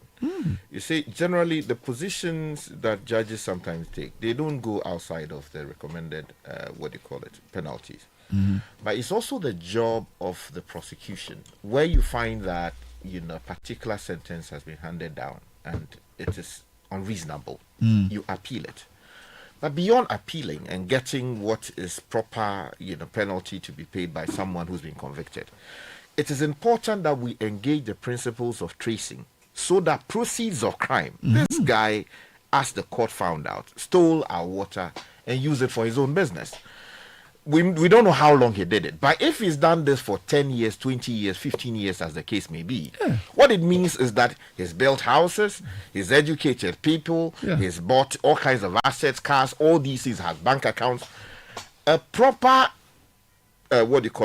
state prosecution would then engage the principle of tracing to find out which properties does he own, which bank accounts does he have money in, who has shares in the company, so that you can recover all of these things for the state. Maybe they have to link the offense to the wealth, because maybe he has other businesses. He's a businessman. That is why tracing that's is engaged. tracing. That's what he's so talking you about. trace it. Do we have the facilities? But that's allowed, right? Yeah, that's allowed. Do we have the facilities to trace? Why not? No, that's why there's because I think the big scandal is what he just read. How a person whose job it is to regulate the valve deliberately closes it and then comes to say, "Oh, Munisio, fine." Yeah, but take that's this number. That's big. But look, what Fred has come to confirm is giving me headache. It means that the people controlling the thing are actually doing private business with it. Did he actually say that? What the people, private people, actually? The audio is here. Let's hear. Let's hear the audio. I'm coming. Private people control the fire hydrants. No, he didn't say private. He said individuals. Individuals, of course, they are not staff of Ghana Water. That's No, they could be. They could be.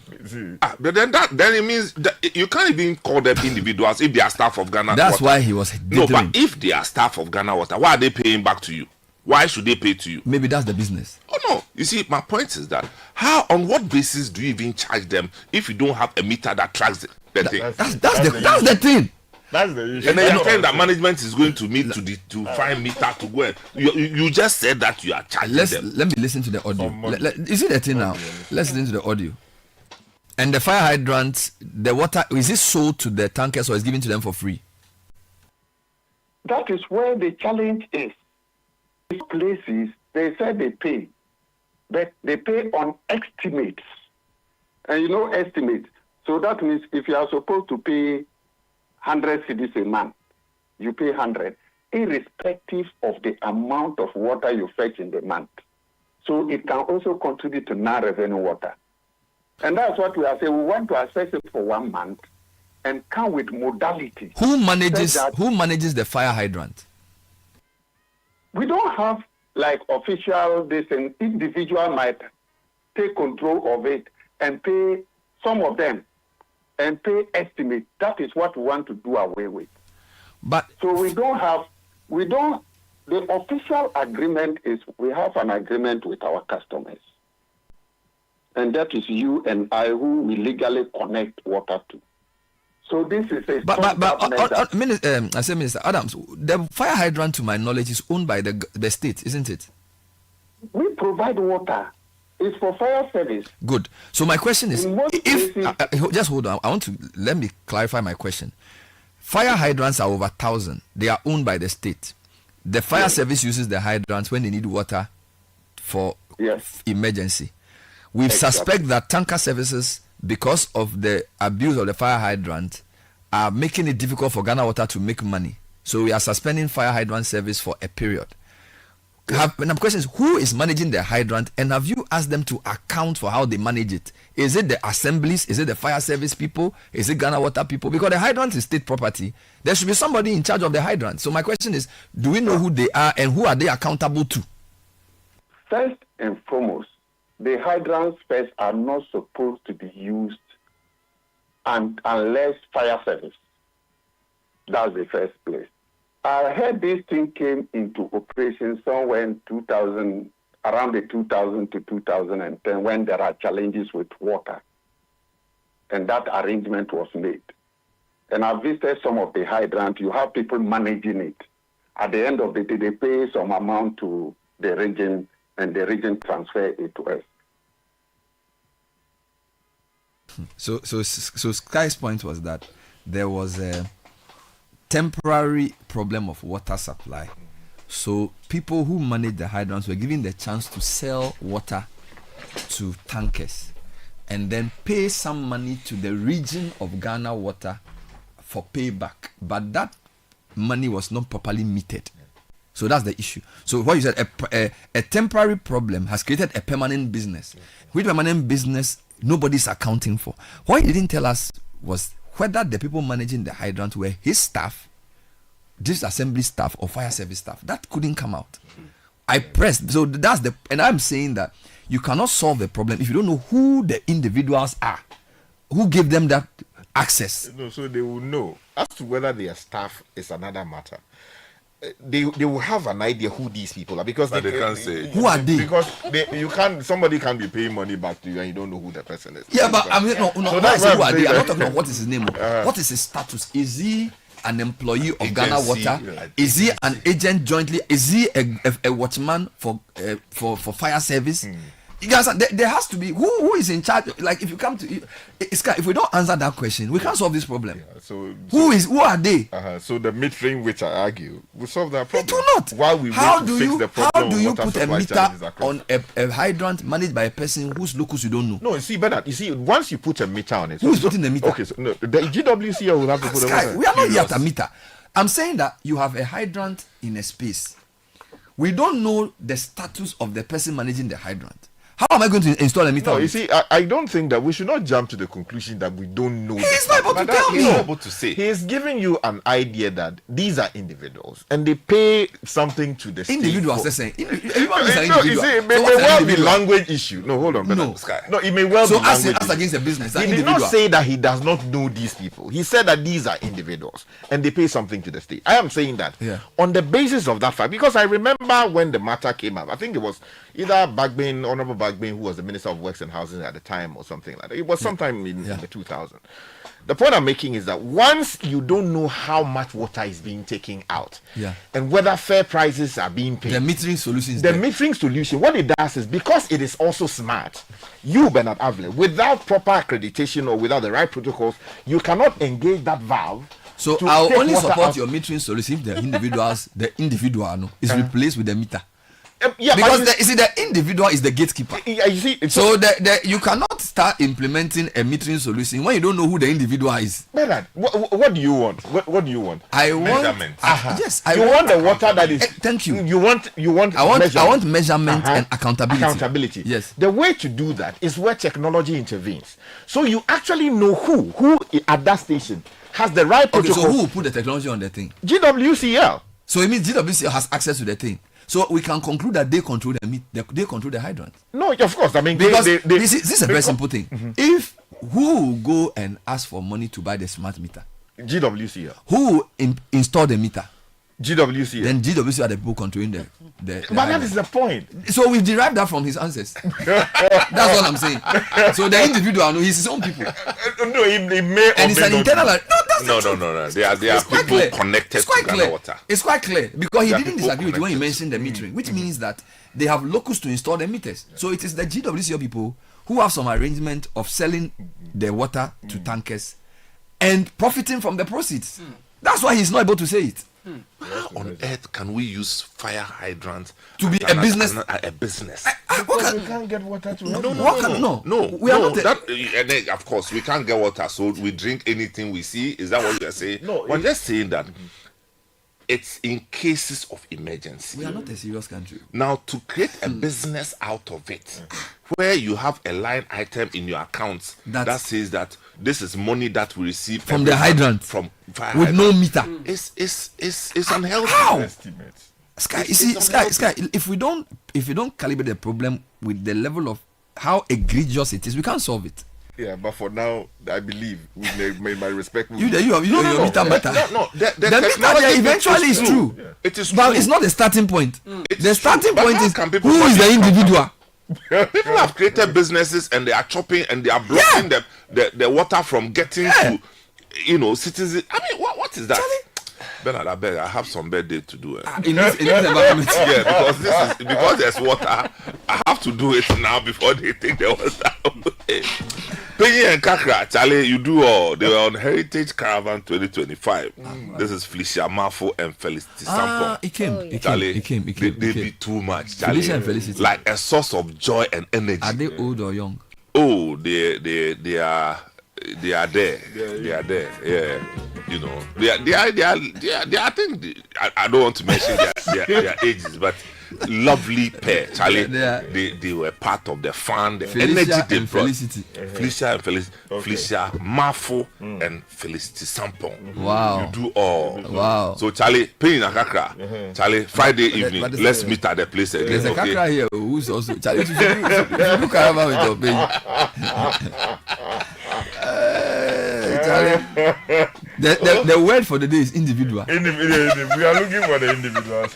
The individuals, they are there. This is it. What individual? The individuals, they are there. There is a certain individual. Charlie, we need to take a break. Bomilumba Bako. City Breakfast Show. The city's biggest conversation. One day we will put powder for our face and just relax. What would the powder do? So we will laugh. You know, there used to be some guy in town called Kapwepwe. I mean, Kapwepwe. Oh my God.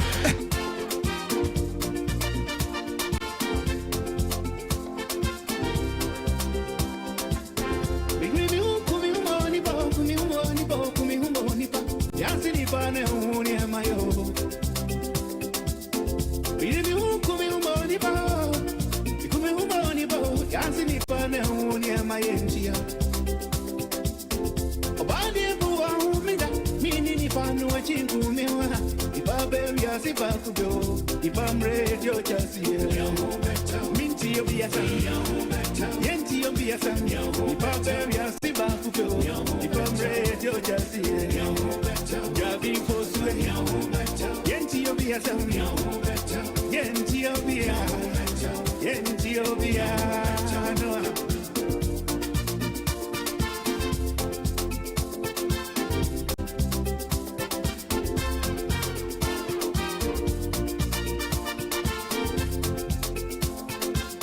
The City Breakfast Show. Rise above the noise. This is the City Breakfast Show. The city's biggest conversation.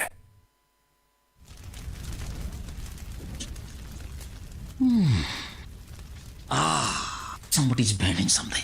Massa, whether it's rubbish, grass from your lawn, a car tire or electrical parts you burn, you are producing smoke particles that can choke your lungs. And soon, gone too soon. Look, all the fumes you already inhale from the vehicles, the dust on the road and all that, they are choking your lungs. And guess what that can lead to? According to the World Health Organization, as many as 28,000 people die in Ghana each year from air pollution. So do something. Stop the air pollution so we can all breathe free. Send WhatsApp or call 0579-724-072 or speak to your assembly. They will do something. Air pollution kills. This message was brought to you by Infinity 970 and supported by Breathe Cities.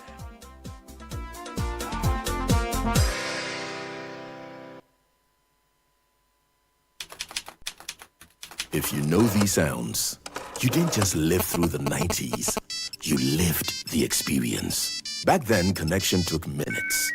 Today, it takes a blink. You express yourself with memes. You hold video calls across continents. You say hey to an AI who responds, "Hello, Kwame." You order rides, dinner, and dreams all from the palm of your hand. A lot has changed, so have we. For over 3 decades, EcoBank has evolved with you, leading digital banking in Ghana and across 33 African countries, pioneering solutions built around how you live, move, and dream today. From our express points to EcoBank Pay, online banking, and the mobile app, we are where you are. Here for today, ready for tomorrow. Now, that's change, powered by EcoBank. EcoBank, a better way to bank your way. EcoBank, the Pan-African Bank. Join the conversation on the City Breakfast Show on Facebook at facebook.com/City97.3, Twitter at twitter.com/City973, and Instagram at instagram.com/City973 with the hashtag CityCBS.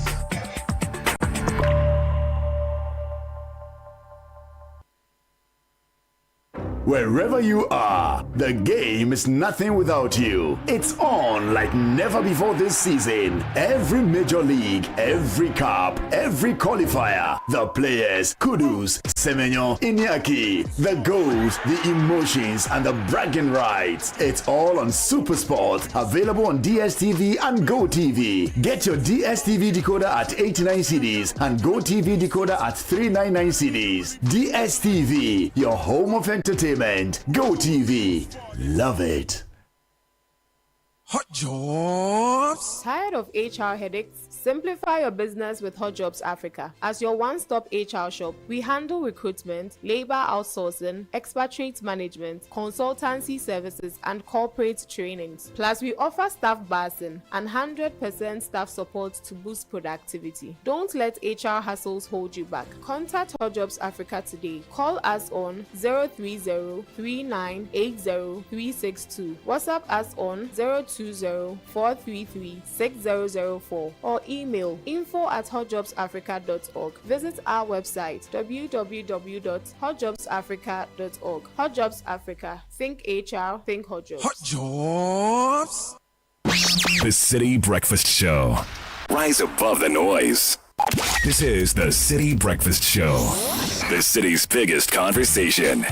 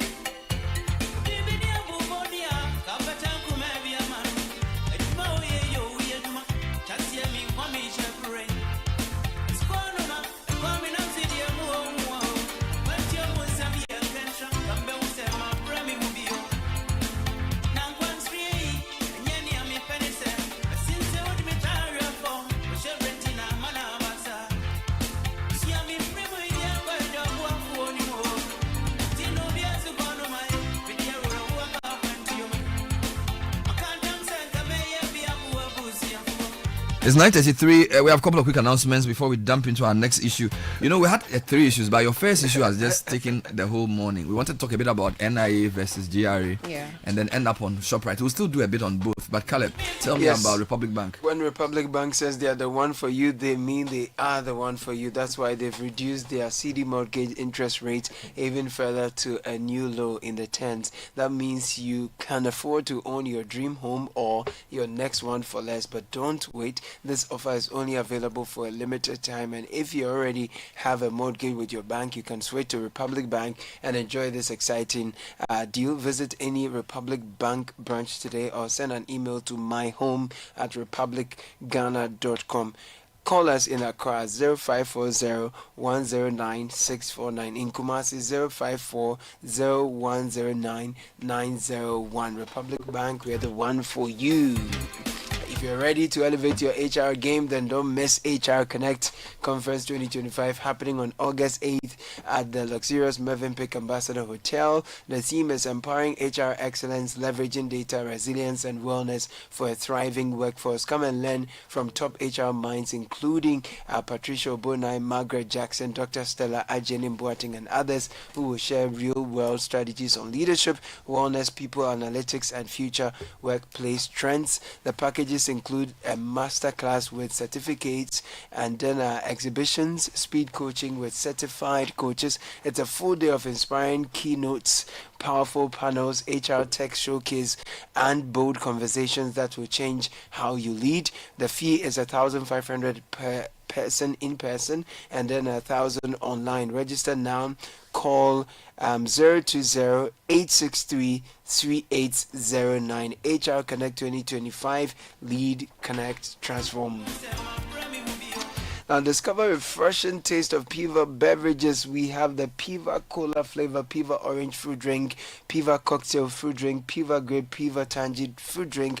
All these ranges are available at a local store near you. If you call 0550-032-231, we'll come to your aid. Piva beverages. It's a taste you will love. Lots of comments, but I want to move to something quickly.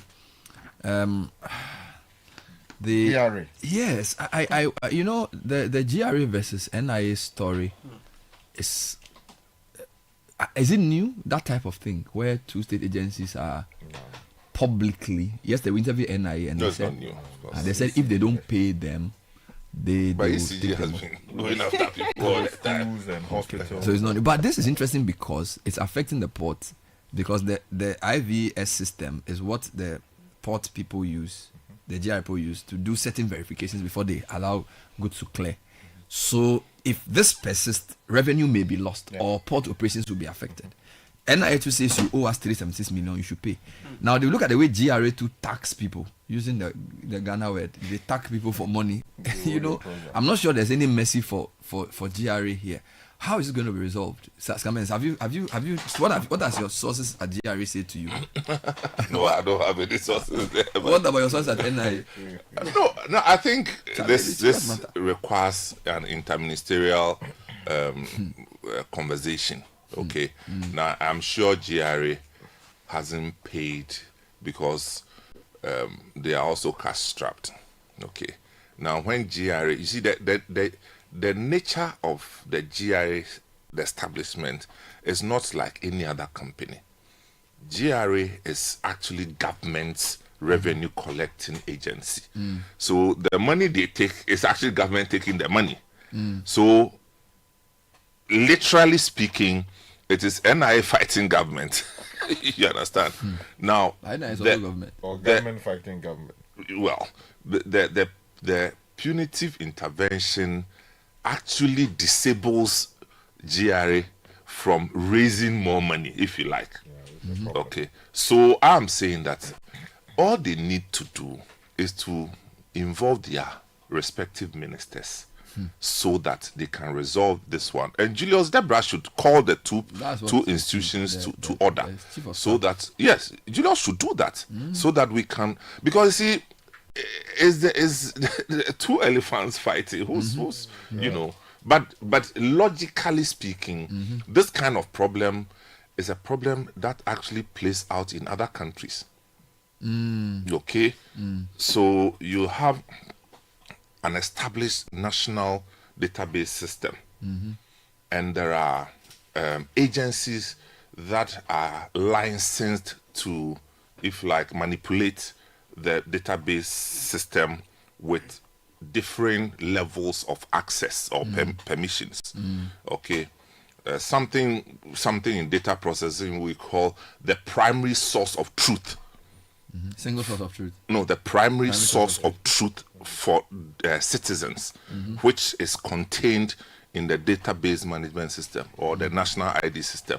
So SNIT, for instance, can have access to it with the banks, everybody and their, the police, security agencies, and they all come with a certain level of access. And that access is monetized so that the NIA can also run its business. We can't solve it by playing it out in public. Nobody is going to win. The ministers should sit down so that we can have a payment plan.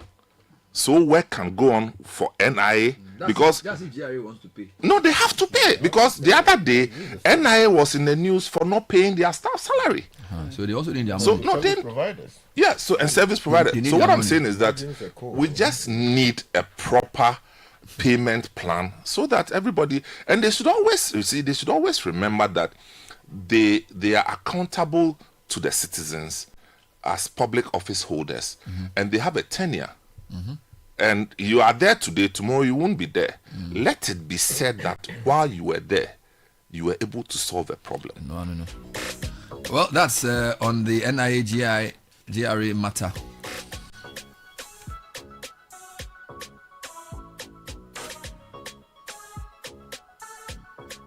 Well, experience the best made in Ghana products and services at this is Ghana Exhibition 2025, from beautifully crafted traditional items to cutting-edge local innovations.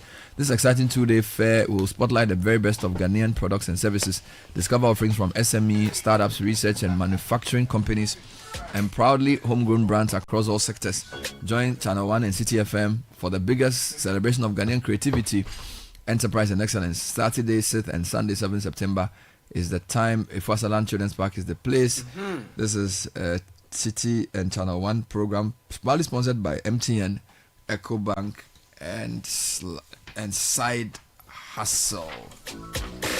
If you want a British degree at a fraction of the cost, looking for a vibrant student experience in a community that builds your confidence, equips you with real-world employability skills, enjoy all these and more scholarships available to support your academic journey. Lancaster University, Ghana is where this happens. You are taught by expert faculty trained to UK standards right here on our campus in Ghana. www.lancaster.edu.gh is where to visit. Email admissions@lancaster.edu.gh. Call us 0248-656-274. Lancaster University, Ghana, the only British university campus in West Africa. And if you're looking to do things differently, to level up your skills and get ahead in this challenging job market, doing things differently is what the Design and Technology Institute, DTI, is all about. DTI offers programs ranging from precision welding and fabrication, design innovation, that is graphic design, sound engineering, animation, photography, etc., as well as entrepreneurship. Our programs are internationally recognized by the American Welding Society, PSN, BTEC, and CTVET, so you can shine here in Ghana or anywhere in the world. So if you're ready to do things differently and chart your path, check out DTI. Visit dtiafrica.com/admissions or call 054-169-3534 for more information. And ahead of the commemoration of World IVF Day, Accra Fertility Center, a subsidiary of Medifem Multi-Specialty Hospital, is offering a special discounted consultation fee from now through 15th August. Pay just $299 to book an appointment with our experienced fertility specialists. Whether you are starting your fertility journey, looking for IVF services or an expert advice, this is the perfect time to take that step with the trusted professionals at the Accra Fertility Center. Don't miss this limited one-time offer. Call Accra Fertility Center on 0501 7568 or that's 0501 577 568 or visit our website medifemhospital.com.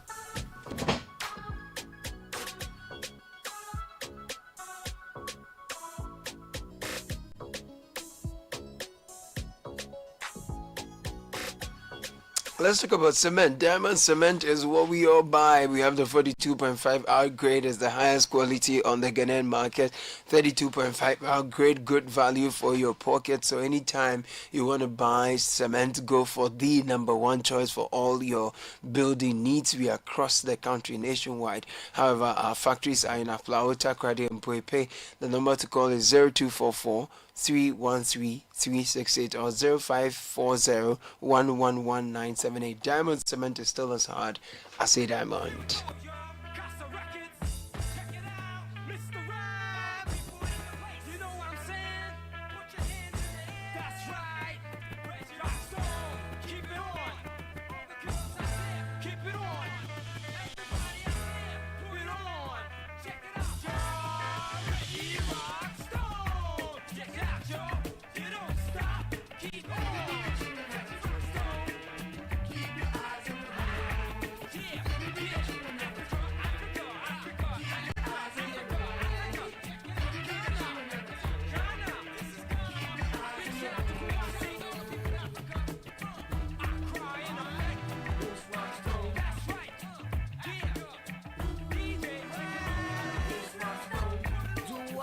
Myself clear, yeah. Do I make myself clear? Yeah. Then clap your hands like there was a million mosquitoes in here. Jump like you was some crazy act right here. Party people, show me how you feeling back there. Do you want to party boogie? Then get out your chair. The big behind baby came to shake a rare. Call me whatever you want, but don't call me sad. Black musketeer, I swear, I do declare this year definitely my year. So cheer, 'cause that's all the boy really wanna hear. But beware, no fear. All right, so let's divert into the fishery sector. It's 9:45, and Richard Amafiu is a spokesperson for the industrial fisheries sector. He's joining us to highlight some key issues within the sector. Richard, welcome to the show. Good morning. Thank you, Bernard. It's been a while. It's been a while. Good to see you. So, give me a quick overview of the fishery sector in terms of commercial and then artisanal. How does the fishery sector look like? Yeah, so basically, we have the inland and then the industrial and that marine. The inland, you have the small canoes. The marine, you have canoe, which is artisanal, the inshore. And then you have the industrial sector, the trawler and tuna. So basically, that's the structure. Trawler and tuna. Yeah. I see. So when we talk of industrial fishes, we are talking about tuna. We are talking about the and tuna and the trawlers. I see. How large is the industry? Is it like how many companies? Well, you have a number of companies. For instance, for now, you have about 45 trawlers, and actively you have about 19 tuna vessels. And you know, tuna is regulated internationally. We are supposed to have about 37, but for the pull and line sector, it's almost collapsed. So only 2 out of the 20 active vessels are working, and then the personers, those who use the net, all 17 are working. So basically that's it. But the pull and line is near. The what? Pull and line. Those who use the boat, the bait, and the hook, we call them hook and line. We call them pull and line vessels. That one is collapsed because we couldn't stand the system. So you have 45 trawlers and about 19 active tuna vessels. All right. And are these Ghanaian companies? Yes, they are Ghanaian flagged vessels. Ghanaian flagged vessels? Yes. You see, for every country, you have flag vessels that are flagged to the country. So then they are nationals of the country. So Ghana is, for instance, a port state, a coastal state, and a flag state. So when the vessel is a citizen of the country, it's a flag vessel. So we have vessels that fish in Ghana which are not Ghanaian flag vessels. For instance, in my company, we have 2 Belize flag vessels. They are foreign vessels. But when the vessel carry Ghana flag, registered by Ghana Maritime Authority as a citizen of Ghana, then it is a Ghanaian flag vessel. I see. So what are the key issues in the sector as we speak? Well, currently we are dealing with the issue of the law that is attempting to extend the inshore exclusive zone to 12 nautical miles. And take your time. Law to extend the inshore exclusive zone. Inshore exclusive zone to 12 nautical miles. What was the nautical mileage before that? It's been 6 nautical miles or 30-meter contour depth isobath, whichever is further. And let me explain this. Now, It's 6 nautical miles is about 11 kilometers. Mm. So it's either 6 nautical miles or 30-meter depth. So if I get to 30-meter depth and it's not 6 nautical miles, you cannot do industrial fishing. You have to get to 6 nautical miles. And if you get to 6 nautical miles and it's not 30-meter depth, you can't do commercial fishing. You have to go to 30-meter depth. That's why. So now they want to extend it to 12 nautical miles. So the people who will do industrial fishing will move further away from our coast. Yes. So that it will leave the 12 nautical miles for the artisanal fishers. Yeah, basically that's what the law. But that sounds good. So let me explain what happens. You see, I told you the vessels are flag vessels. Yeah. Now, when we normally see the Ghana's easy is 200 nautical miles. Ghana's what? Easy, exclusive economic zone, is 200 nautical miles, and to some extent, you can extend the continental shelf additional 150 nautical miles, as we've done in the Western region. However, the easy is divided. So you have a territorial sea. And those who did geography, you probably would draw Ghana map and leave out the sea. Ghana's territory includes the sea. Include that 12 nautical miles. So if you are drawing a Ghana map, it should be the map of the land. So if you bring a vessel 12 nautical miles to the coast of Ghana, you have invaded our country. You have invaded our country. Every right we have in the country extends to 12 nautical miles. So we call it the territorial sea. Then you have the contiguous zone, which is up to 24 nautical miles. And then the rest is easy, up to 200 nautical miles. And then you go into international waters where everybody has a right.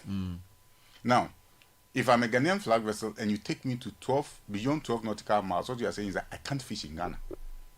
I'm not part of Ghana. But we still have the contiguous and then no, the so easy for you see, for instance, outside of the 12 nautical miles, you cannot take taxes, you don't have immigration rights and all of those things.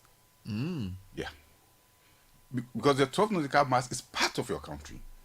So if we move the vessels to beyond 12, we are moving them out of the country. Out of the country. That's the first one. But they will still get fish. No, then the issue is, if you are trawling, is bottom trawl. What is the depth that you are supposed to trawl? And nobody has given us any scientific information as to the depth, the situation, the current situation in terms of how the current is, whether the vessel, and you see, for instance, the 12 vessels are only 300 GRT, 300 tons in weight, dead weight. Tuna vessels, we have up to 1,500, some even have 3,000 GRT. So the vessels are light. You may not even know whether they can stand the wind and everything in that area. You need to have some scientific basis. You need to tell us what the species there are. Because if I'm doing bottom trawl, my head rope should be long enough to hit the ground. So when you don't have those scientific information, you say, oh, go into beyond 12 nautical miles. You endanger the vessels if the situation there is not too good. They may not be able to trawl in the bottom. You don't even know whether there are species, because this has to be scientifically guided. So and even the way the law was written, section 40 of the draft bill that had been passed, waiting presidential assent, says that the minister, on the advice of the Fisheries Commission and in consultation with Ghana Maritime Authority, may by a gazette decide the IEZ. Then the interpretation goes to say the IEZ is 12 nautical miles. Who is proposing this new law to extend the... So it's the Fisheries Commission and the Ministry of Fisheries. When did they start this process? So this process has started long ago, the previous government. It was even supposed to pass, but it didn't have the IEZ issue in there. And then it was introduced. We had a meeting, it came up, and we explained that we could not do the IEZ, extend the IEZ. So are who? The industrial sector. You disagree with this?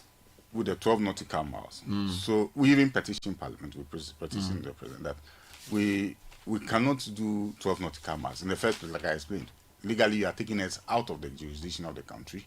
You say you can't fish in Ghana. And there are issues of armed bandits at sea and all of that. So if you are taking the trawlers particularly, which are smaller, and recently the latest attempt that the pirates, we normally I won't call them pirates because they came into our internal waters. If they were doing it in the high season, then they are pirates. They kidnapped some people just around Apam area.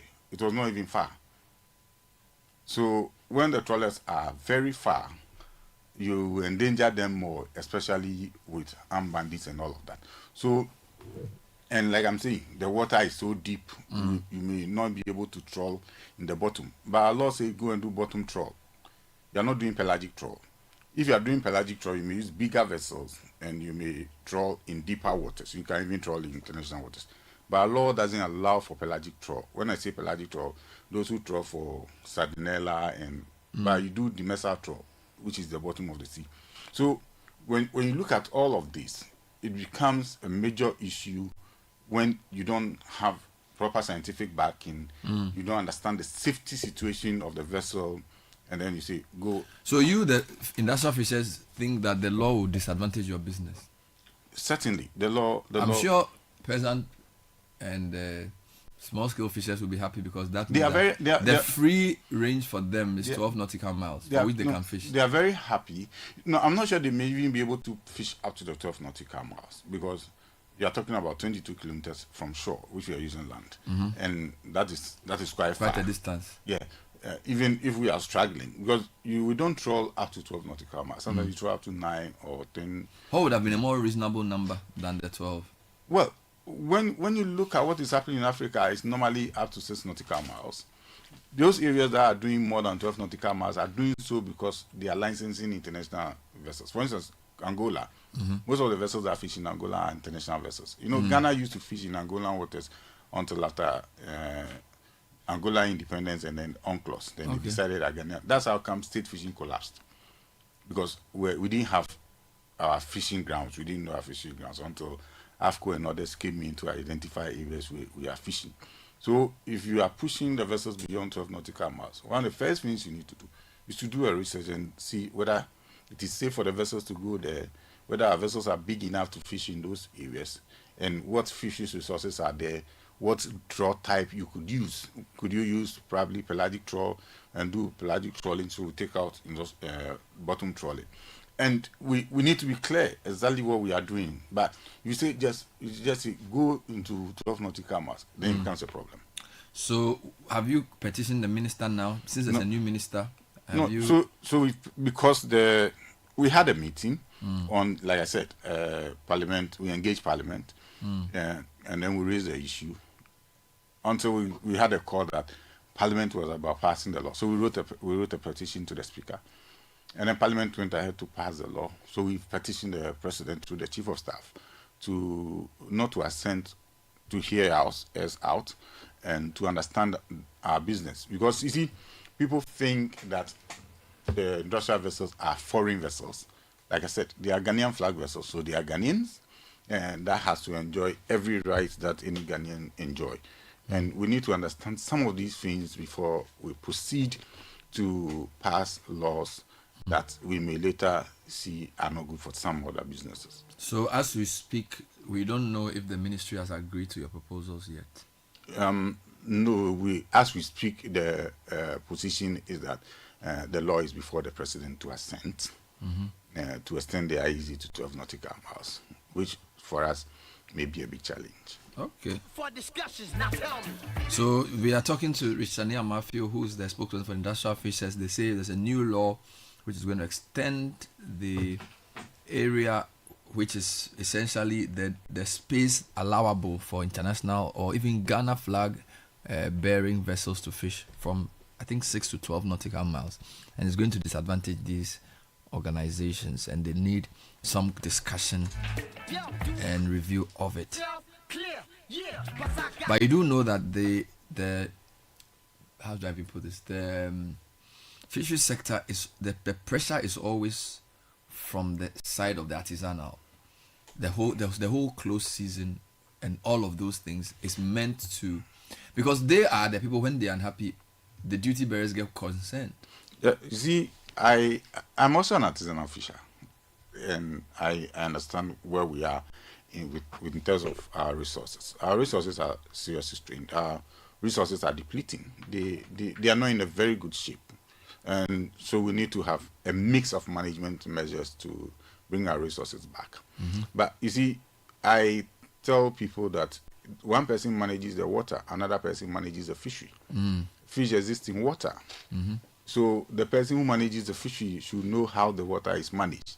There must be some relationship. So if you are losing all your inland water, you are losing. I was just passing out on around Sakumono, and I was looking at Sakuma. Look, this is a nice area you could do shrimp farming, but I saw cattle grazing in the Sakumo. So if you are basically losing all your water bodies, you are losing your fishery. And you need to begin to think about how to manage your fishery. Bring back your... Look at the rate at which Galamsey is destroyed, and Cobra, the Pride, and all of that. Okay. You can know the quantum of fish we have lost in all those areas. And inland fishery contributed... In Adabraka here, you have the market for the Akosombo and all of that. They make major contribution to our fishery sector. When you lose your estuary, you lose your crustaceans because they spawn under mangroves and all of that. So we need to begin to think broad. How do we manage everything in a together? holistic way? In a holistic way. That is the way to go. Thank you, Rista. It's good to talk to you. We hope this advocacy continues.